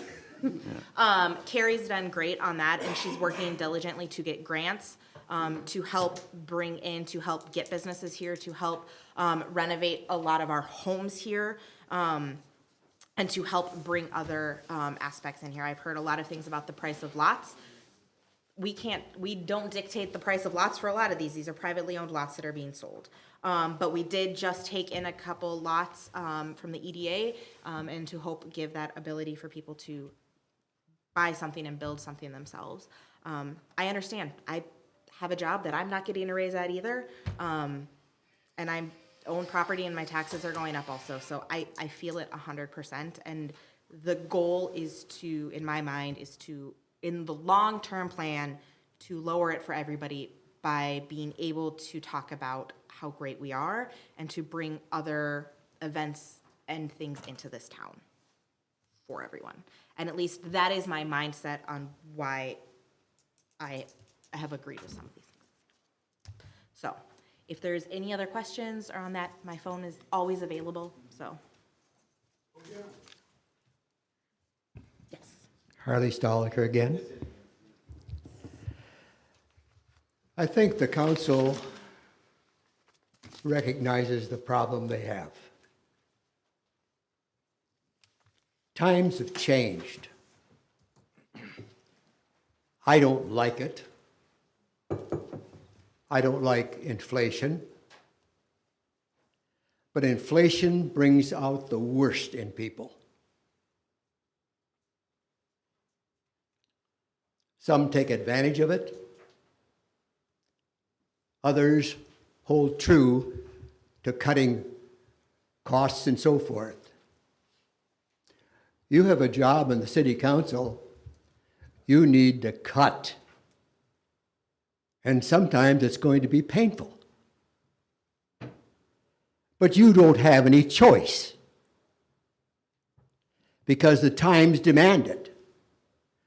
Or you're going to drive out people from this community. And if anyone was thinking about settling here and buying a home, I think that they're going to think twice before they do it. It's change. The change that we have, we're going to have to abruptly face it and do something about it. We can't spin our wheels and say we don't know what to do. We've got to get together, group together, whether we form committees or whatever, and decide what we're going to do. The 36 or 46 or 76% increase, if that's going to happen, I would think that that would be phased in several years, a period of time, but not abruptly. It's not even going to fly over water.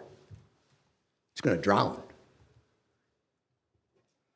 And the people that are here today have attested to that. Sometimes I think this is a McDonald's.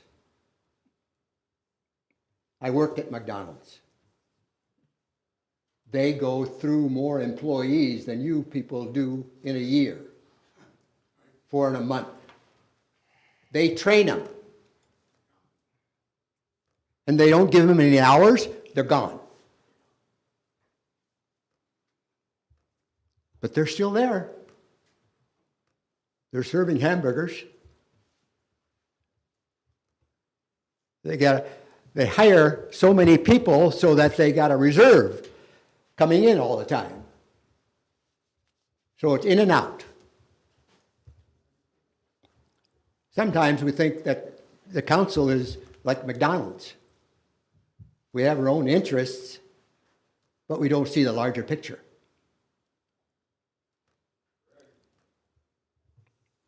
I'd like to get back to what I said earlier. People commute to this community. There's hundreds that come in and work at the beef factory. They work at New Flyer, come from all over. I would venture to guess, but probably, I don't know, but I probably 50% of those people from out of town, at least 50% or more.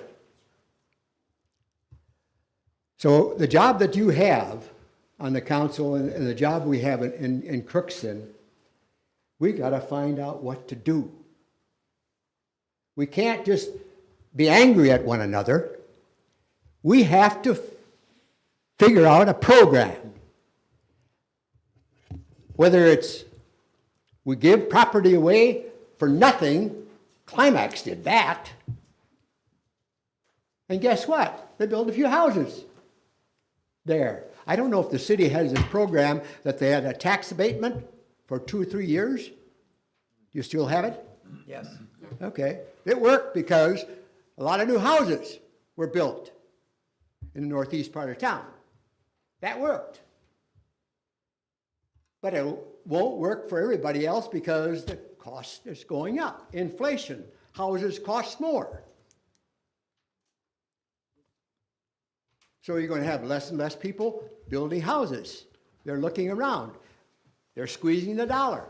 Okay, Mr. Stoliker, can you wrap it up, please? I'll do that, yes. Sometimes I get the podium and I like it. It's like I'm teaching. So I don't say I have sympathy for you on the council. I know you have a hard job, but I wish you the best of luck, and I believe that you need to develop programs to aid people in Crookston, the whole community. You can't satisfy everybody, but you got to try. Thank you.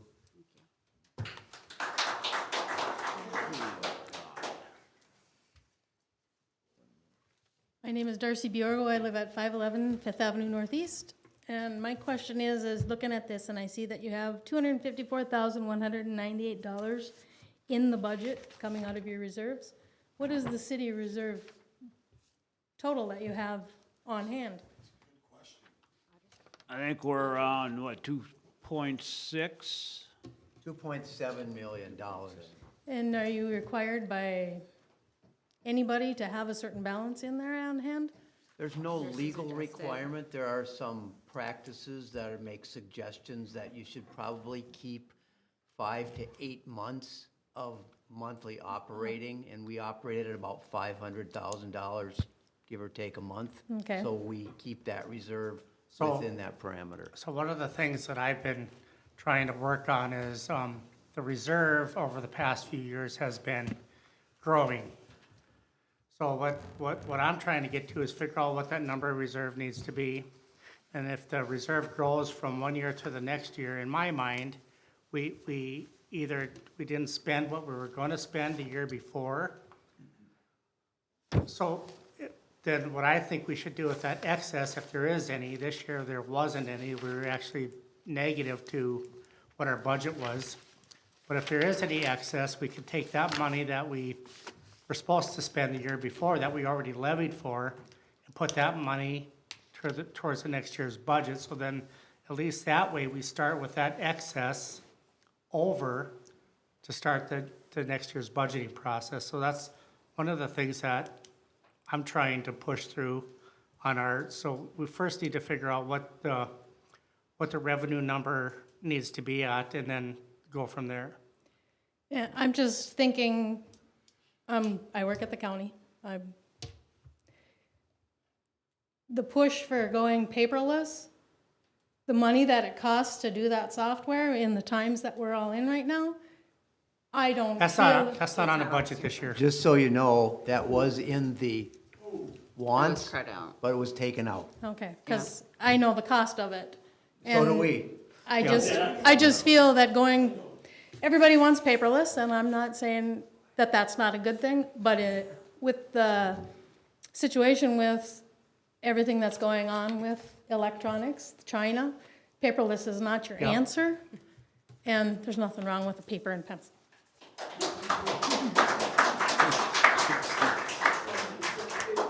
Most of the council members that have spoken, I agree with a lot of things. I've been on here 9 years, and there's been different discussions, serious talk about the 2%, 3%.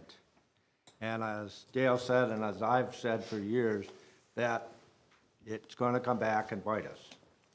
I had talked to a city employee that left the city of Crookston to go to work for McDonald's or Walmart because he was making more money.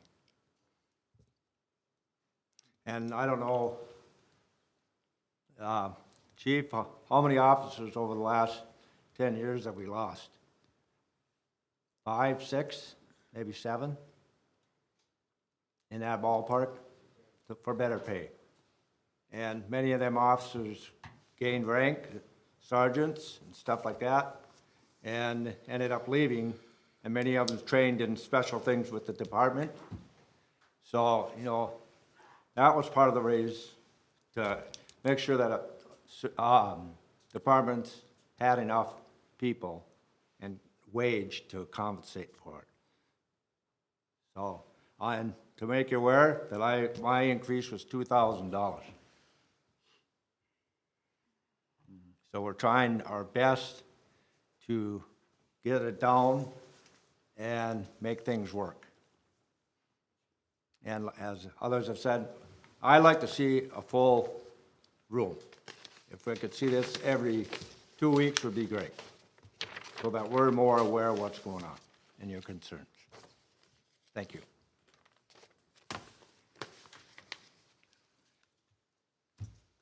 Brian Follett, 327 Houston. A couple things, I guess. You know, as far as biting you in the butt, you know, you could have taken smaller bites, okay? And the whole thing of you don't fix the problem in 1 year when it took a lot of years to get to this problem. You know, when we budget, we have to do something realistic that we can handle. And I guess something under 10%, something in the single digits, would be something that would be more palatable over a period of time. Because you know that the taxes aren't going to go down next year. You know, we already, if you go, our tax valuation goes up 4% just because, you know, where it's beyond our control. So already our taxes are going to go up. So what you've done on top of that is just really insult to injury, and you're trying to solve all of the problems in one shot. You know, as far as budgeting with your departments, being on a 5-year plan, what are your needs over the next 5 years? And you say, okay, well, we'll fix the police this year, we'll fix the fire next year, we'll do park and rec next year, and so on, so that it's more balanced, and you don't fix it all at one time. People are willing to wait and be patient. I think we're a patient people. As far as, you know, Don, yep, we've been trying to fix the streets down in the woods, right? It's been an ongoing issue. Nothing has been done down there for so many years. I can tell you which streets need to be fixed, and that's all of them, okay? But they're, you know, put together a plan. We've been trying to say that for years. You know what? Fix them over 10 years. But at least start and have a plan to get it done. You know, doing an assessment for all of that, everything needs to be fixed. It's not a big, wonderful question that we need to pay $100,000 or more to have somebody tell us what needs to be fixed. We just need to have a plan, do it over time, get it all done. You know, not even any talk about the riverbank. The riverbank on Houston is in tough shape. A lot of that was caused by the flood project that was done, where some of the diversion of the water now hammers that bank that it used to just kind of glide along, and now it's wearing it away. Pretty soon, those old historic homes aren't going to be there anymore, and you're losing more. And the only way that's going to happen is what? The city's going to have to buy out those houses too? That's more expense. Fix it, you know, and again, you're in a tough spot. There's no doubt about it. But you got to put it in a way that we can be helpful to you instead of coming in here and I don't really call it a bite, I guess, but that's a different topic. Thank you.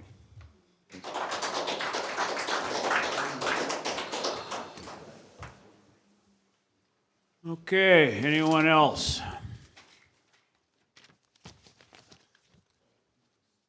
I would thank you, everyone that was here tonight. The ones that left, thank you too.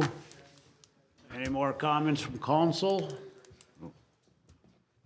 We'll adjourn this truth and taxation. Thank you.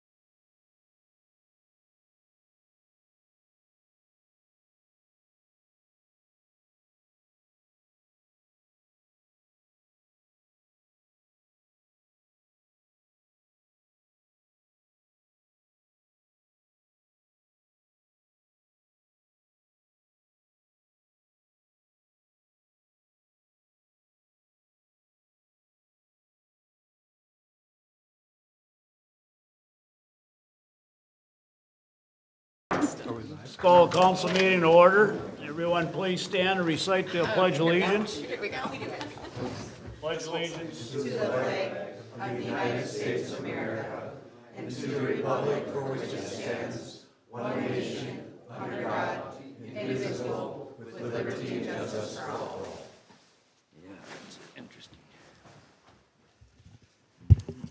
Okay, we did roll call. We wanted, you're gonna do a roll call again, Your Honor. Please. Jurdy? Here. Aye. Here. Here, present. Yep, that's right, you're good. Oh my Yep. God. Fisher? Present. Briggs? Here. Cavalier? Here. Kressel? Clot? Here. Menard? Here. Hipma? Okay, it's time for the open forum. If anyone would like to address council on any issue not already on tonight's agenda, may come to the podium, state your first and last name and address, please. Hearing none from the council chambers. Anybody on the phone bridge? No one this evening, Your Honor. I will close the bridge. Thank you. Agent logged off. Okay, no presentations. This brings us to the agenda. Does anyone wish to add anything to tonight's agenda? Can I have a motion to So approve? move, Your Honor. Thank you. Don, is there a second? I'll second it, Your Honor. Thank you, Clayton. Discussion? Hearing none, can I have roll call, please? Jurdy? Aye. Fisher? Aye. Briggs? Aye. Cavalier? Aye. Clot? Aye. Menard? Aye. Hipma? Okay, motion carries. This brings us to the consent agenda. Does anyone wish to remove anything from the consent agenda? Can I have a motion to approve tonight's moved, Your Honor. consent? Thank you, Tim. Is there a second? A second. Thank you, Henry. Roll call, please. Jurdy? Aye. Fisher? Aye. Briggs? Aye. Cavalier? Aye. Clot? Aye. Menard? Aye. Hipma? Okay, motion carries. No public hearings, regular agenda. Ashley, please. Yes, Your Honor. Under the agenda 8.01 is a resolution regarding the Baker Tilly performing the city administrator search for the city of Crookston. Thank you. Do I have a motion to approve this So resolution? move, Your Honor. Second. Who do I got? Don? Don Cavalier, yeah. Don and Clayton, I heard. Can I- Discussion. Yeah, so in looking at that, the timeline shows like in November they would have started. So have they started? They have started. They are doing some groundwork within their firm to potentially, or to identify potential candidates that they had maybe when they got someone from another town in this area. They're also developing their, I shouldn't say developing, they're putting together their team. They have started, yes. And the prices that you saw within that proposal. Okay, and can I ask, who's leading this up then for the search as far as staff or council? What I'm understanding is a representative from Baker Tilly will come up here and they'll interview all the council members and department heads. And after that, they'll start doing the search for different, or for city administrators. From there, they'll send us a profiles of potential candidates, and then from there, we decide on which candidates after going through their profile to bring to Crookston for an interview. So there's no internal piece to that then up until then? As far as like where we would be involved or someone from the city would be involved? Oh, you'd be involved. Well, they do interview you. Yeah. Yes. And they also interview department heads. They correlate that, and then they continue on within their framework and then send it back for review by each of you as to the profiles that they've identified as being one or more individuals who you would be interested in, they think, interviewing. So there isn't any like overview where, say like you would be able to like X people out before we even saw them. we would see everything, and we would be the ones that would make those decisions then? Council makes the decision on who we want to bring up after, because they all send a profile and. I understand that, I'm just saying that there Yeah. isn't any like a pre-screening or anything of that nature. That would be just straight from the council would be making those decisions. And if we don't, so we don't like any of them, we can reboot them, I guess, hopefully. Yes, there's no pre-screening by anyone or any committee. It's all of you acting as a body. Okay, wonderful, thank you. And then they do background checks prior to? That's part of I the see that. contract, Yep, yes. and it explains what the background is, so I'm good on that, thank you. And I'm pretty sure when we bring the candidates up here, a representative also from Baker Tilly will be here. Absolutely. Great, thank So you. one of the things that I asked different from last time, and it sounds like you are, is I wanted to make sure that there was some one-on-one interaction with the department heads instead of maybe as a group per se. I think, I just think that's valuable for me getting some input from the department heads on when it comes to me making my decision. I'm not sure exactly if that's the format, but I will check with them. And I have already expressed to the lead on this team that the department heads would be an important part of this. And whether they do it in groups or whether they do it individually, I don't know that. But I will let you know, and I will convey to Baker Tilly's lead that the council thinks it's important that department heads be interviewed individually. I think too is that, when they interview department heads and also the council, they're gonna, take all this information as what we're looking for in the next city administrator. And, that's when they're searching, they'll make sure they bring the candidates in that what we are looking for as a community, so. They'll compile your responses, department head responses, and formulate a profile. And then their access to candidates hopefully meets that profile, and they bring forward candidates that meet that profile. Any further discussion? Hearing none, can I have roll call, please? Jurdy. Aye. Fisher. Aye. Briggs. Aye. Cavalier. Aye. Clot. Aye. Menard. Aye. Hibma. Aye.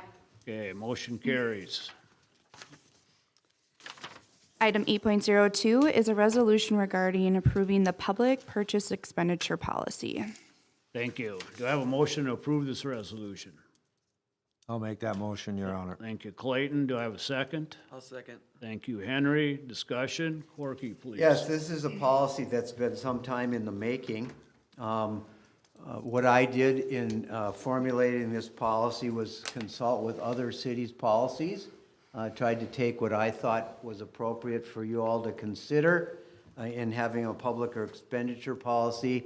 This was brought before the department heads for their review, and they indicated that this was approved by them, and they are offering their recommendation that it be put forward for approval. Thank you. We didn't have a real formal public expenditure policy in the past. It was pretty brief. And given the nature of some of the discussions we have about grants, I thought that this would be appropriate for department head review and for your review and approval. Thank you. Further discussion? Hearing none, can I have roll call, please? Jurdy. Aye. Fisher. Aye. Briggs. Aye. Cavalier. Aye. Clot. Aye. Menard. Aye. Hibma. Aye. Okay, motion carries. Item 8.03 is a resolution regarding the fire services outside the city limits of Crookston for American Crystal Sugar Company. Thank you. Do I have a motion to approve this resolution? moved, Your Honor. Thank you, Tim. Do I have a second? Second. Second by Delane. Thank you. Discussion? Yes, this is similar to the one you previously approved. This relates specifically to American Crystal. We had one with the county, but this is American Crystal, and we do provide fire services, or will, with your approval, to them, and also hazmat and other hazardous type events. This one had not been approved since, I believe, or it changed since 2008. So this is 15 years. The fees had not been changed, nor had any of the terms. The only term that really changed here was the fee. Thank you. Further discussion? Hearing none, can I have roll call, please? Jurdy, Aye. Fisher, Aye. Briggs, Aye. Cavalier, Aye. Clot, Aye. Menard, Aye. Hibma. Aye. Okay, motion carries. Item 8.04 is a resolution regarding the Federal Emergency Management Agency, FEMA, Hazard Mitigation Grant Program application for the property located at 429 Riverside Avenue, Your Honor. Thank you. Do I have a motion to approve I'll make this that resolution? motion, Your Honor. I'll second. Don and Tim, thank you. Discussion. This is the house that has stood at the far east end of Riverside Avenue, just to the north of the wooden dike. This has been there since the high water of 2022. We're now in the process of making an application for FEMA money to get this house, purchase it, and then we'll take steps to see that it's removed. And all of the documents we've reviewed, Chuck and I have reviewed them. The application is ready to go. And we've had the owner finally get the fact that he now owns the home himself. And there were others involved. And that's been taken care of, so we can make that application. And the deadline is December 15th. But we're all aware of that and we've been working on it, and the documents are ready to go. Thank you. Further discussion. Is that, how long before the procedure is finished? Well, Do you have I'm not. a timeline, or? I'm not sure. We have to get this in and then they review it. We have to do some other things with Chuck. I'm hopeful that we would get some kind of information within 2 to 3 months, Chuck?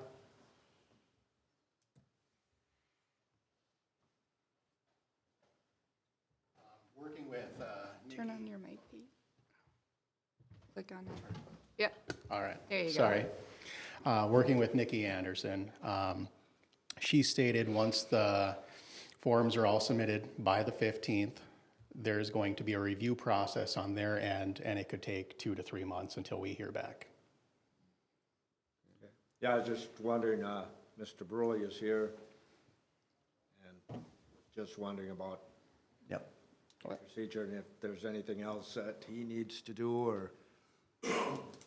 There is, if you pass this, there are a couple documents he has to sign. Yes. That we received, he was in here earlier last week and signed some papers and documents, but additional ones came from Nikki Anderson at FEMA for Gary to sign.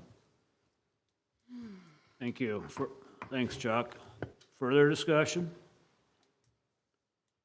Hearing none, can I have roll call, please? Jurdy, Aye. Fisher, Aye. Briggs, Aye. Cavalier, Aye. Clot, Aye. Menard, Aye. Hibma. Aye.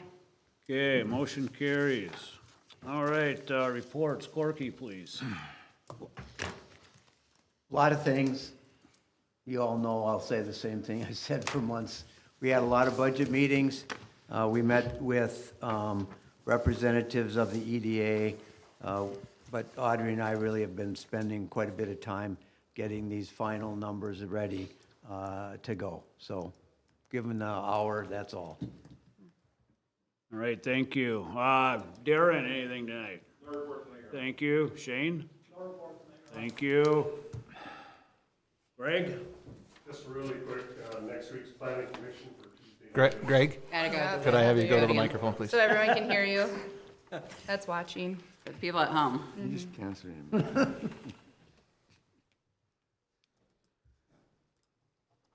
I was trying to be too brief. Greg, can you activate the Turn the mic on.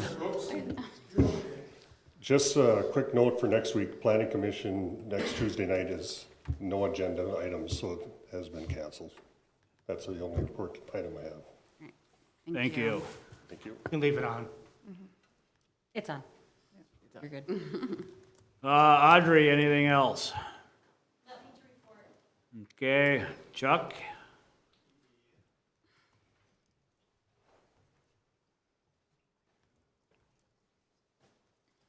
Good evening. The big thing to report on for my department is, of course, the first major snow event we had. I think everything went really well. There was constant communication between my team and myself. As they were going out, they would give me updates and we would post to Facebook as soon as I got any updates. It was my decision to pull the team. They were informing me of cars stuck in the roadway. Snow was hindering their vision, and it became more of a safety hazard for the crew plus the residents. They went out later that night and worked a 12-hour snow fighting shift. They ran into a handful of issues. It ended up taking 2 vehicles out of commission. Our payloader blew some hydraulic hoses and bent a plate for the bucket attachment. I have word that that will be up and running by Wednesday. A drive cable snapped on the grader. They got that up and running today. Let's see. Most of my day was spent visiting and following up with residents about the different snow event issues. I did 2 posts were made on Facebook today. When the team will attack the downtown snow removal, and then a friendly winter reminder for the city of Crookston. That one kind of touched on our goals for snow removal and important local and state guidelines to follow. Letters will be going out this week to residents and businesses that are in violation of the Minnesota statutes and city ordinances as far as where they're pushing snow and items like that. And I just wanted to remind the council and residents that our snow fighting efforts are not done, even though the streets are open. We will continue to clean the streets and sidewalks to the best of our ability. I've been working with Corky on the FEMA grant for the Riverside buyout. I'm also assisting Carrie with the Transportation Alternative Grant while she is on leave. And lastly, I will be heading to Thief River Falls this week to meet with the Watershed Board and resident Gail Myers. We're going to sit down and hear updates and discussion on the Houston Avenue dike erosion. Chuck, is that TA grant? Is that what you were? Yes, the TA, yep. And that's due sometime in? Yep, so with Carrie out on leave, she had asked if I would help her out with that. So we are working with SKF or SFK, I forget the name of the company, but they are going to be writing the grant for us. Great. Yep. All right, thank you. Yeah. Is that Molly Stewart? Yes, Molly Stewart. Can I just ask for some clarification on the snow removal? I know it is a monster of a task, so I'm saying that out loud. But I'm curious, when you stop the snow removing Yes. part, are you still making sure like those emergency routes are open? Or just want some clarification for the people at home? Yeah. What that really means? Yeah, so during a snow event such as, yes, Saturday.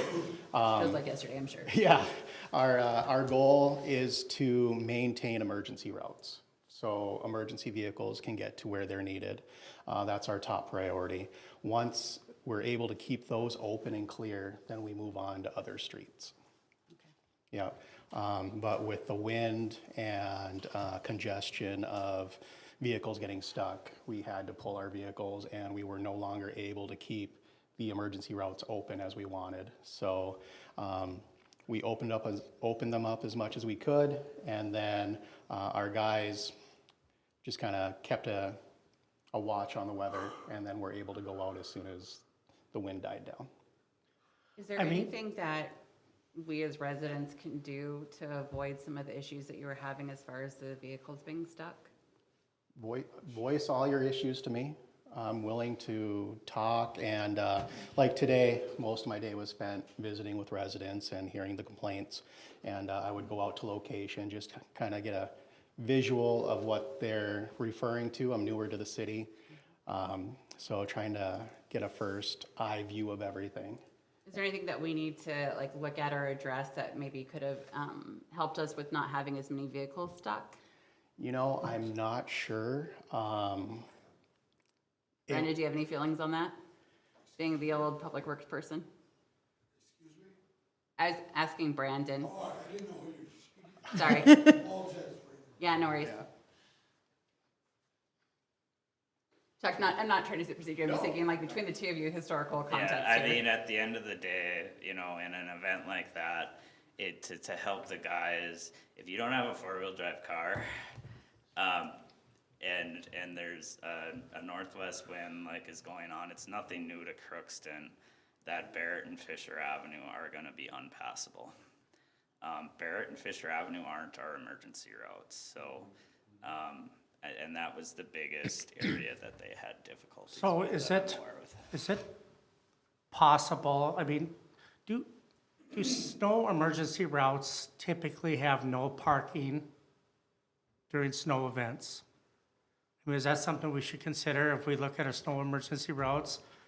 I know you go to other cities and when there's if you're on a snow emergency route, you're not allowed to park on the street during a snow emergency. Yeah, generally they have signs stating that this street is a snow emergency route, no parking during a snow emergency. Right. Yep. So do we have them signs currently up? That I do not know. No. Is that something we as a council should look at trying to do? Because I think, we had a neighbor in our area that was close to Barrett that probably needed to get to the hospital and couldn't. So I'm just thinking during a snow emergency route, if there's no vehicles there, it's obviously gonna be easier for you guys to keep them open even during the blizzard. You know, so you're out there at least keeping paths going so people can get down those emergency routes. So should we look at maybe making those snow emergency routes, no parking during? Yep. So I don't know the routes off the top of my head.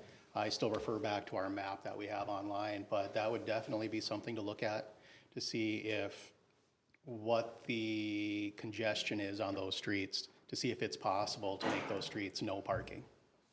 Wouldn't it be a deal as far as issue that the police department or the ambulance or the fire department, they would get first, if they called in and said we had to go into this area, the city crew would participate in helping them get there. Yeah, I have no doubt that we would participate. If there was a need for us to go out there and help clear a route, we would. But people that don't wanna pay the ambulance fee when they could get out to the snow emergency route. Yep. So that's the issue probably with some people. And some people are probably just out driving when they shouldn't be. That's probably more of the problem, but I would just like to see our snow emergency route should be open even during the blizzard, so people need to get out and get to the hospital, they can. And normally that's what we would do. I believe our policy states we would go out there and keep those roads open as best as we can. But with the wind I and think the cars that were stuck, you yeah. couldn't. So some of those cars were just cars trying to travel. They weren't cars parked on the side of the road or anything.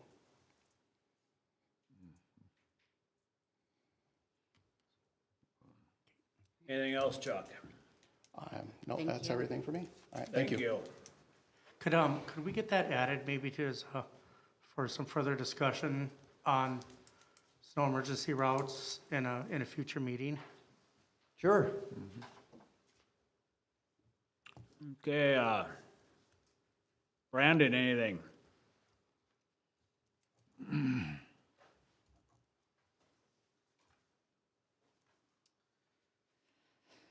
So coming into winter here, the water department's gonna start concentrating on our lead inventory. So there's a new requirement by, I believe it's October of '24. We have to have an entire lead service line inventory of the city of Crookston. So we have to physically, if we don't know the material of the service to each house, I honestly wish I would have known this was coming 5 years ago when we did our meter swap, because we were in every house to look at every water service line. But we are going to have to If residents are unable to verify their service material into their house, we're gonna have to have one of our service techs go and inspect the service line. And then, every service line that is either galvanized or lead will have to be replaced within, I believe it's 20 years.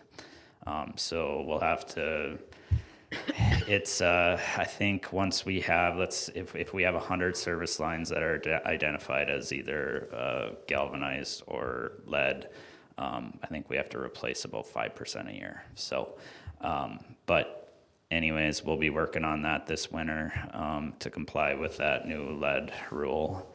And we are getting our rate study analysis firm all of the data they need for our utility rates to get our system fully evaluated for depreciation and where our assets currently are, and what the 30-year needs of the utility department will be. And once they have all that, we'll present that to you guys here in the coming months. So, are you talking about the water main coming up out of the ground? It'd be coming, so it's the pipe from the city main to the house. So it's your individual house service. So they're either 3/4 inch or 1 inch services. How does somebody know what they have? So we'll be sending out a flyer that has pictures on it that show, a lead service line is, if you take a butter knife and scratch it, it's soft and it's gray. And copper lines will be hard and gold colored. So if you have, you'll be able to identify that coming up out of your ground into Right your by house, the, right? right by the water meter, yep. Yeah. Yep, and that's the benefit of our system. We don't own any of the water service. The homeowner owns the entire service from the house to the main. So we only have to identify the service at the meter. If we owned up to the curb stop, that we would have to pothole with a vac at the curb stop and verify the material there too. But once we get this list together, there'll be grant funds available that we'll apply for through the Department of Health, and assist the homeowners with the replacement costs. So it's going to be a long, involved process, but with all the Flint, Michigan stuff that went on, it's important to make sure that everybody's service lines are safe. That's all I have for today. Brandon, can you tell me when do you have until to figure that out, to do the inventory? The inventory, so it's October-ish of 24. Okay. And any that haven't been identified at that point have to be identified as unknown, and any unknown is considered to be replacement. Sure. Unless you can verify else. But I'll get them all, the majority, by then. There's always a few homes that are reluctant to let you in, but Sure. We'll just have to leave those as unknown, but we'll get the majority of them done here this winter. Thank you. Thanks, Brandon.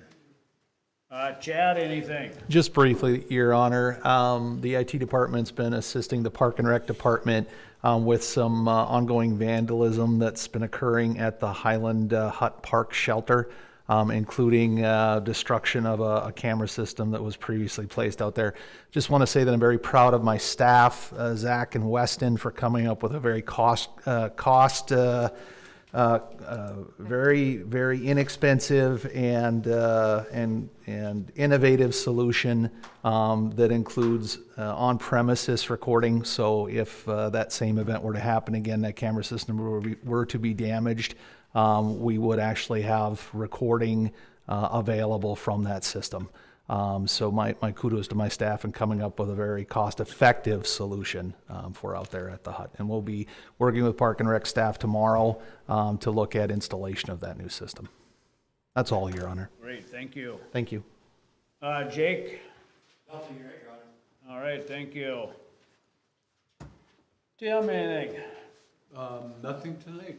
Thank you. Thank you. Elaine? Thing tonight, Your Honor. Don?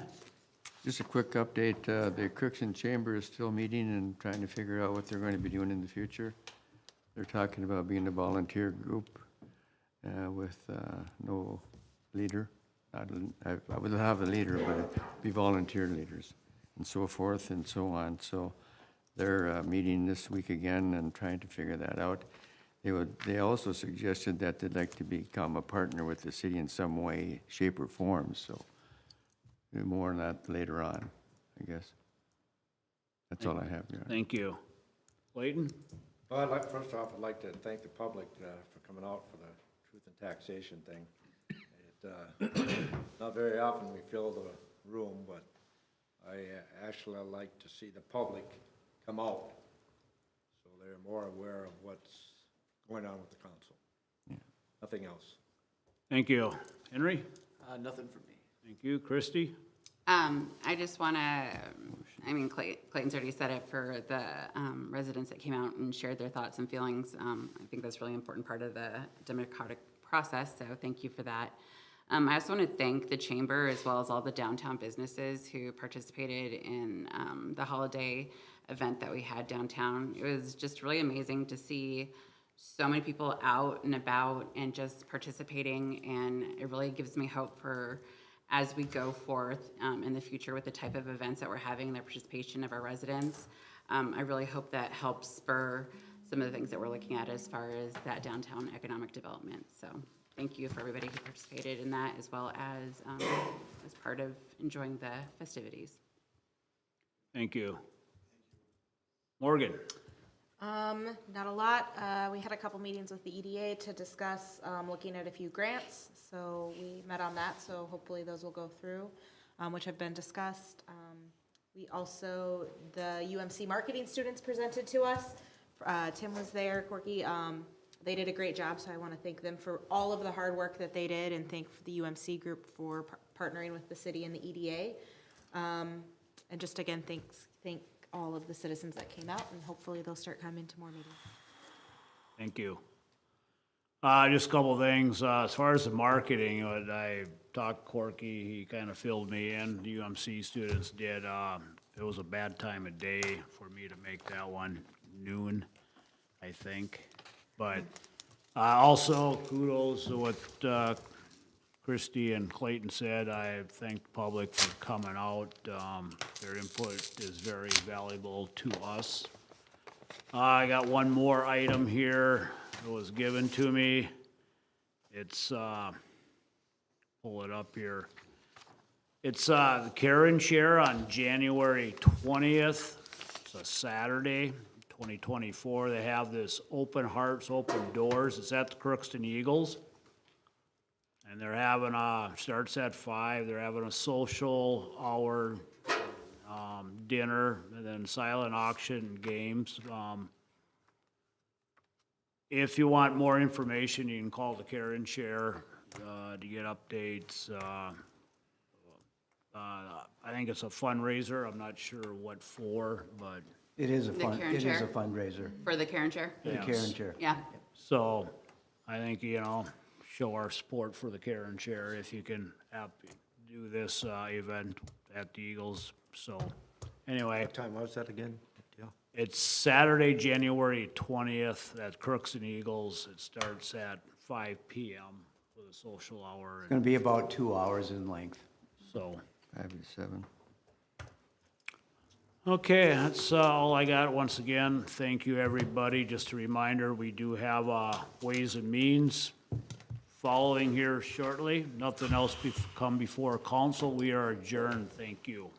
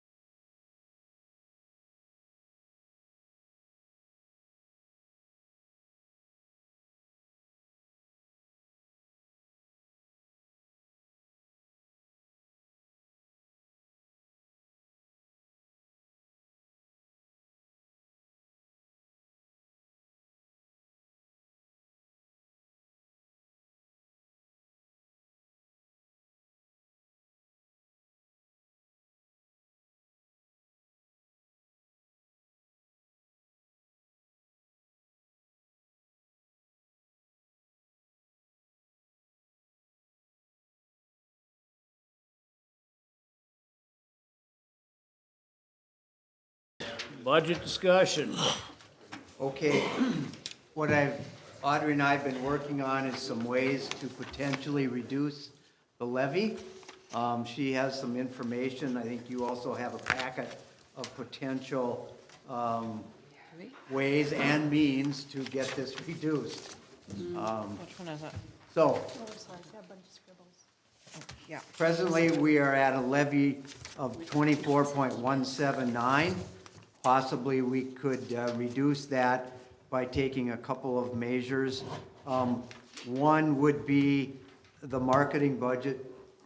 We would fund that by all from reserve. Two, there are abatements which were in effect through this particular year, and we budgeted thinking they were still in effect for $75,000 within the budget, but in fact, they are only $13,000. So that could come out of the budget, the $62,800, to reduce the levy down to 19.36. Fair? Is that a fair summary? Yes, that's very fair. Okay. Fair. Wait, what's next? That's a recommendation. Is there a consensus to put that on for part of the budget that you will act on the 20th of December? Second, lower the percentage that we were set. Yeah, it would lower it to Weren't we at 19.306. 6 something? Pardon me? Weren't we at 6 point something? No, this No, is no, the that's levy the levy. percentage. Not the Just the tax, levy. property This tax would, percent. this would lower the city tax increase on what we did last year down to 5.127. So it would go up from, it was 64 we levied last year, 64 was the tax rate. It would go up to 69. Maybe you have that, Audrey. Yeah, I don't have my, I didn't grab that number. Be about 69%. 69.537 up from 64.322 last year. That's the percentage we levied last year. It would just go up to 69, all the way down from 96 if we had done a 67% increase.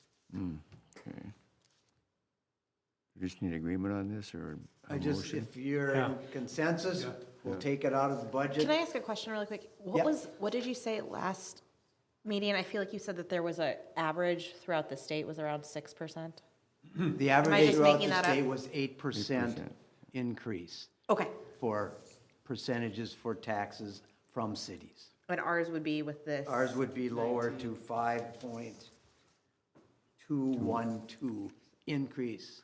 So ours would at least be lower than the state average? Yes, Okay. yes, yes. I'm gonna just say this, similar to what Gary said back there, initially, is that this is a one-time cost is what's good to take out of that reserve, not necessarily like a sustaining cost. I think at the end of the day, when we're really looking at this as a trial run for a person that would come on and really be that revenue generating resource, is that I'd really like us to be able to look back in a year, once we've hired that individual, to make sure that that in fact is being a sustained position and not something that we're consistently having to take out of our budget. Does that make sense? For sure, it has to be, we have to show reserves, progress and what has happened here before. I mean, I think when we hire this person, I think they specifically have to come to the table and say, this is what was here now that we didn't have in the past. I mean, is that fair? Yeah, so I'm gonna give an example. So I've worked in fundraising for a really long time. And so if I was to get paid a salary, we'll say $80,000, right? For me to actually be a successful fundraiser, I need to have made back what my salary is, plus actually shown a significant increase in fundraising, right? In order for me Right. to be a valuable position, right? I would like to see that position very similar to that. Yeah. That the whole point of this position outside of communication really is to be bringing in revenue and bringing in, like working with the EDA and bringing in those things. But I think it needs to be something that we can actually see a measurable effectiveness in order for this to be a long-term position. So Morgan, does that seem like something, I mean, in your position?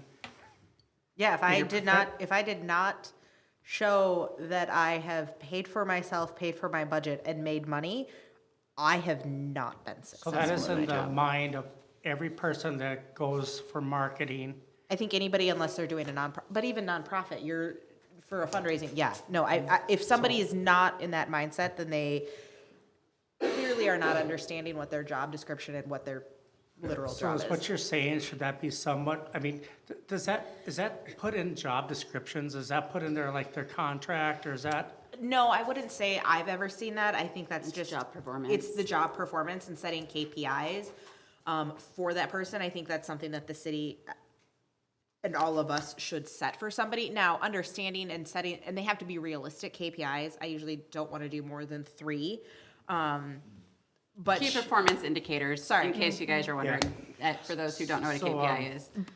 Another thing that I would like to request, since we have somebody on the council, that this is their job, I would like them to be involved in I know council doesn't typically get involved in department hiring, but is it possible that maybe Morgan can sit in on? It's not possible, it's probable. Okay. Yes, we've But I already would had think that would make- discussions yeah. about, we've already had discussions about that. Morgan will be involved with the hiring process 100%. Perfect. At the end of the day, what I'm just trying to say is that this needs to be a sustaining position Yeah. and not So another. what are you gonna do at the end of the year if it's not?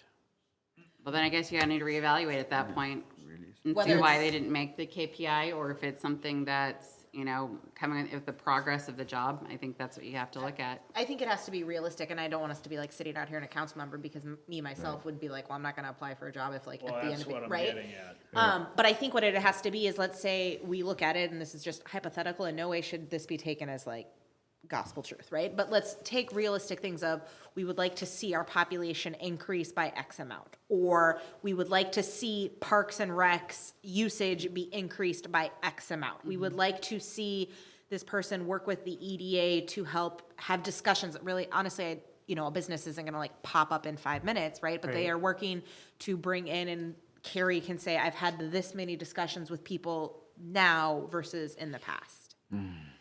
And I think there's things too that are like pretty, you can like be looking at how many hits do the website get. You can look at a lot of different things as far as like the usage. I think that's a big part, and something I think that Steve brought up is the making sure that the information is up to date on our websites, and being able to see like increased usage for information on our website would be a perfect KPI. Right.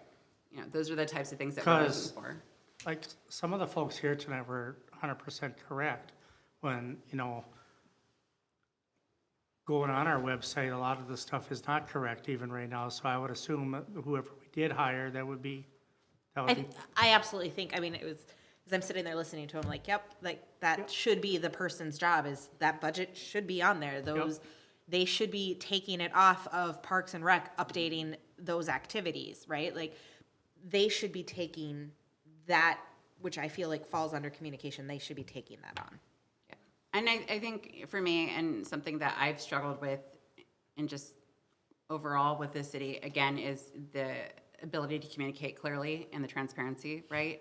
And I think a big part of that is our website, and we have a great new website, but we still don't have the content and the communication that's on that website that it should be.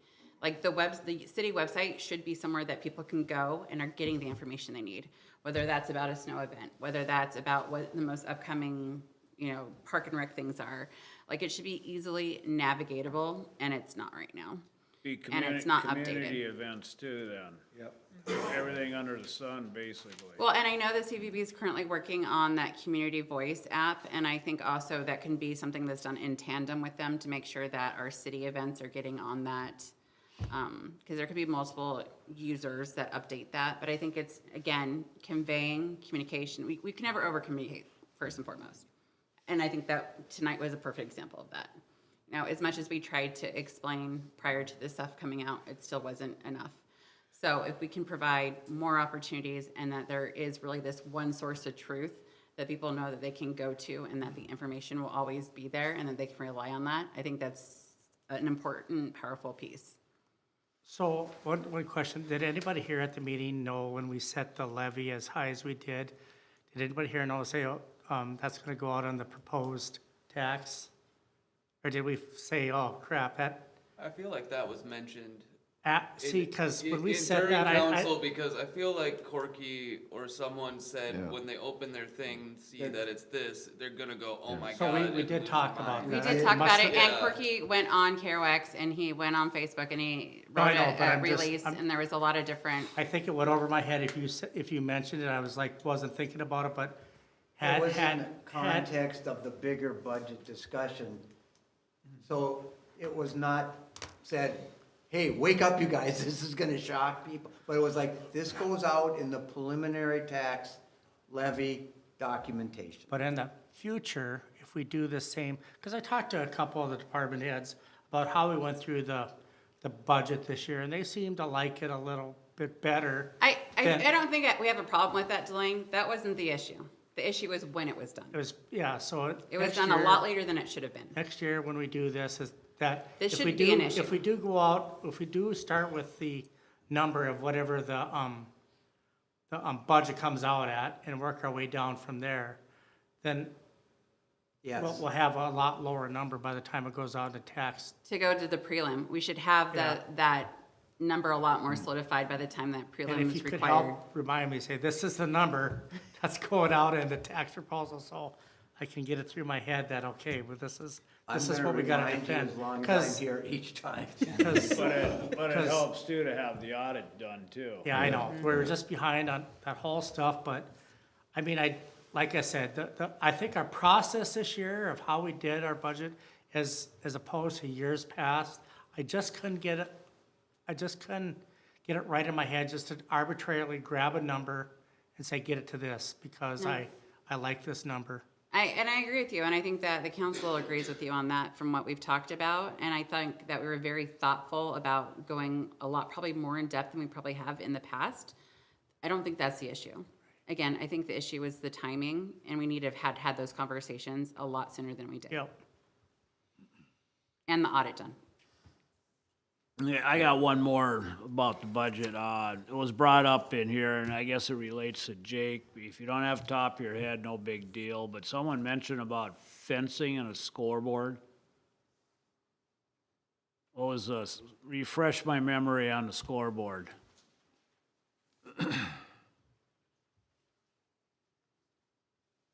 Looked at putting a scoreboard up on Diamond 1 and 5 and 6. With Diamond 1, Corky and I have been in discussion with the high school potentially using that diamond as their main home field for the 2024 season. And that was where the fencing was going to? That's where there's new fencing there now that I had money in the budget for, but the new fencing would go towards Diamond 5 and 6 that get utilized Monday through Thursday for sure, and then as long as we have tournaments and things too. So to make them more into a youth field, for one field we use for 10 and 9U baseball players, and then the other fields we use for 11 and 12-year-olds. So I'd like to make them up to date, and then slowly throughout the years update Diamonds 1, 2, 3, 4 until they're all fenced. So the fences out there, they're falling down. They're apart. They've been there for a while. So as far as the scoreboard on Diamond 1, basically it's benefiting the school, right? It'd benefit us too, because we play our youth softball summer league there, and then we also play our adult softball there. Does the school pay a fee to use that if they were to use it as their home field, or is it just a? Nope, they would not. We have I guess a handshake that happened many years ago. Right now, we currently, the Park and Rec currently maintains the ball diamonds behind Highland Field, the softball and the baseball. So we maintain home plate, grass, things like that.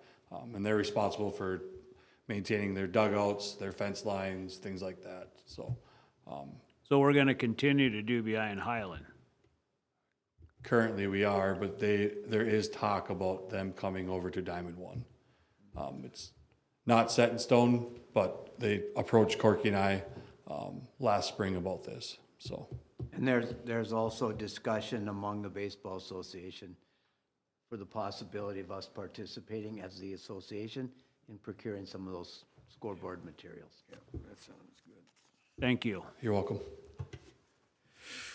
Okay. One other item, the Golden Link called today, and they are just wondering what is the final consensus among you all for the Golden Link?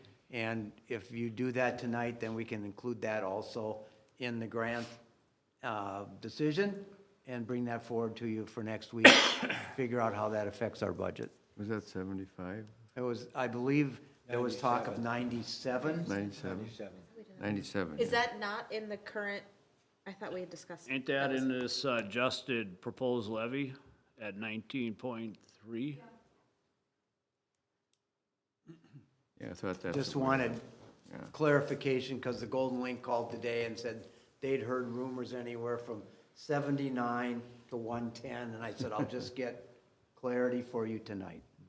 All the grants have been already accounted for in the budget, and Golden Link had the consensus of 97,000. Okay, great, thank you. I think that is with the caveat that we cannot be 1/3 of their operating budget going forward, and that they need to review fees and costs. Has that been explained to them as well? I did not explain that to them.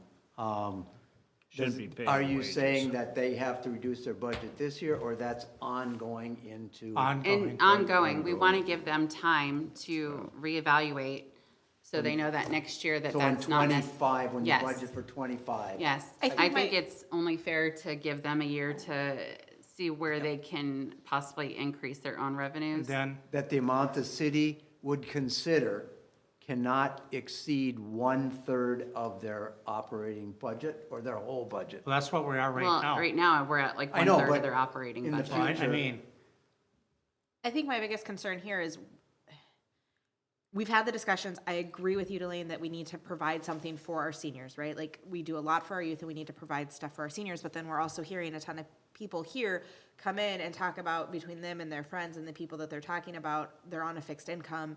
And I don't think the public is realizing that we're I don't want to use the word subsidizing, but in a way subsidizing the Golden Link, which is for the seniors, and the seniors have a large concern on the yeah, tax so rate. most of the seniors, or not most, there's a lot of seniors here tonight that had the biggest issues probably on our levy, so I mean, And it's a couple points. I mean, Right. it's a significant amount. I think the other thing that we need to consider is that, like, the senior center is also being utilized by a lot of these service clubs and a lot of these other people that are doing it at no charge.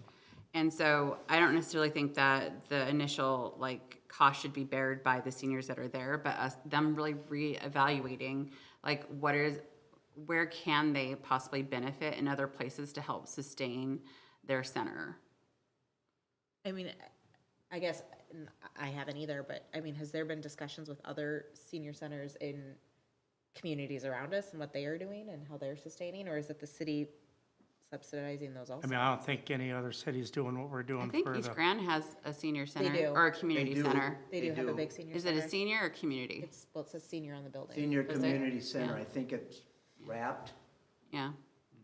But I don't think they offer the programming that the Golden Link does here, that over in East Side. What I hear, whether, I have no idea, but So those groups that are there, you said earlier, are they paying any type of rent? or- no. Yeah, they're not, Service as far clubs. as I know, but I volunteer down there, and I also go eat there four times a week. And they are, I support them, and that's very important, for this community, that Golden Lake, to see the seniors,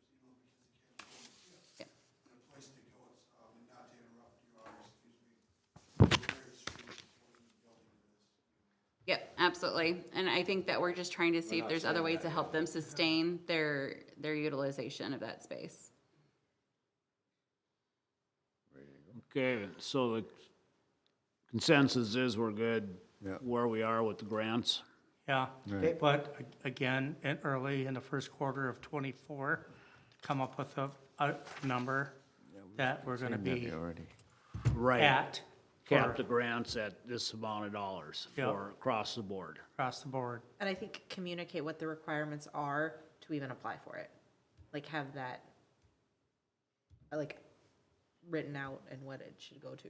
Like Christie said, we need to get on it right away so they have time to prepare for any. Like I struggle with, I mean, I struggle with us if that money's gonna be going to used for payroll, right? Exactly. Right. So I budget for that. So like this year, I budgeted the same as last year, not knowing that we were gonna go to 78,000. So if you guys are gonna come to a number, can I know that so I Yeah. can put that in my Oh, yeah. budget, please? Well, you Okay. should be at the meetings when we discuss it, so, Well, I know, but Yep. still, I mean, yep. thank you. Okay, we good? Yep. Sounds good to me. And looks like, next council meeting's on the The 20th. 20th, it's a special meeting, Which is a Wednesday which is a Wednesday. Yes, because of the holiday. So yes. I'm just saying that for everybody who's listening. We had a few As to people why ask we're- us. That's where we Yeah, set we had some the, people that's where we ask set us. the number, Then we right? set the final number, absolutely, because it's due on or before the 28th of December. So if So you we'll got, have this prepared And then. in resolution even form, though we're looking at 19, whatever now, I mean, you're still looking for always, other ways Yes. to even go down below that. yes. Corky, can I put something on the table? I'm Sure. just curious about the utilization of the pool and the staff that we have staffing that. I'm really concerned and I would like to see whatever we have as far as numbers and utilization of that right now. Because I know it is a significant cost to our budget. I'm really concerned that I consistently am seeing it closed for issues with chlorine and then the programming that we thought we would see in the utilization in that regard. I just haven't seen, and I'm just really concerned about that as a city. I will work with Jake this week, and we will get you a report next, on the 20th about where we're at in terms of utilization. We are trying to record numbers, income, that kind of thing, yes. I'd like to see the breakdown of the pool again for us to review. What do you mean breakdown? I mean, the cost of what we're paying in staff and what we're actually getting in revenue and what it's costing us. Because it'd be nice to know, I mean, for me, and I don't expect you to have the number now, but if we just shut the pool now, how much levy dollars would that save us? I mean, just throwing that out there. Not that I want to, but it'd be nice to know because. I understand you want a quantification of where we're at in terms of revenue, expenses. Yeah. I just want to see management. Is there other ways for us to manage the pool than actually just have a person managing the pool? Could that come from another space within Park and Rec? We'll get the numbers and we'll bring them on the 20th. Okay, thank We'll make you. it an agenda item, not a resolution, but I'm not clarifying that. I'm not trying to close a pool. I'm No. just looking at the management of the pool and wondering where we else can save on that at this point. Okay. I think it'd be a good discussion going forward in 25 budget then. I think we should just review it and see where we're at. Well, true, but I think. We'll get the numbers. Thank you. Hey, the pool is a very, I think, a very important thing for the community. But I agree. I'm suggesting it being closed. I just want to see Exactly. the management of it and see where else we can maybe pull people to support that. Okay. All right. We are adjourned. Thank you, everybody.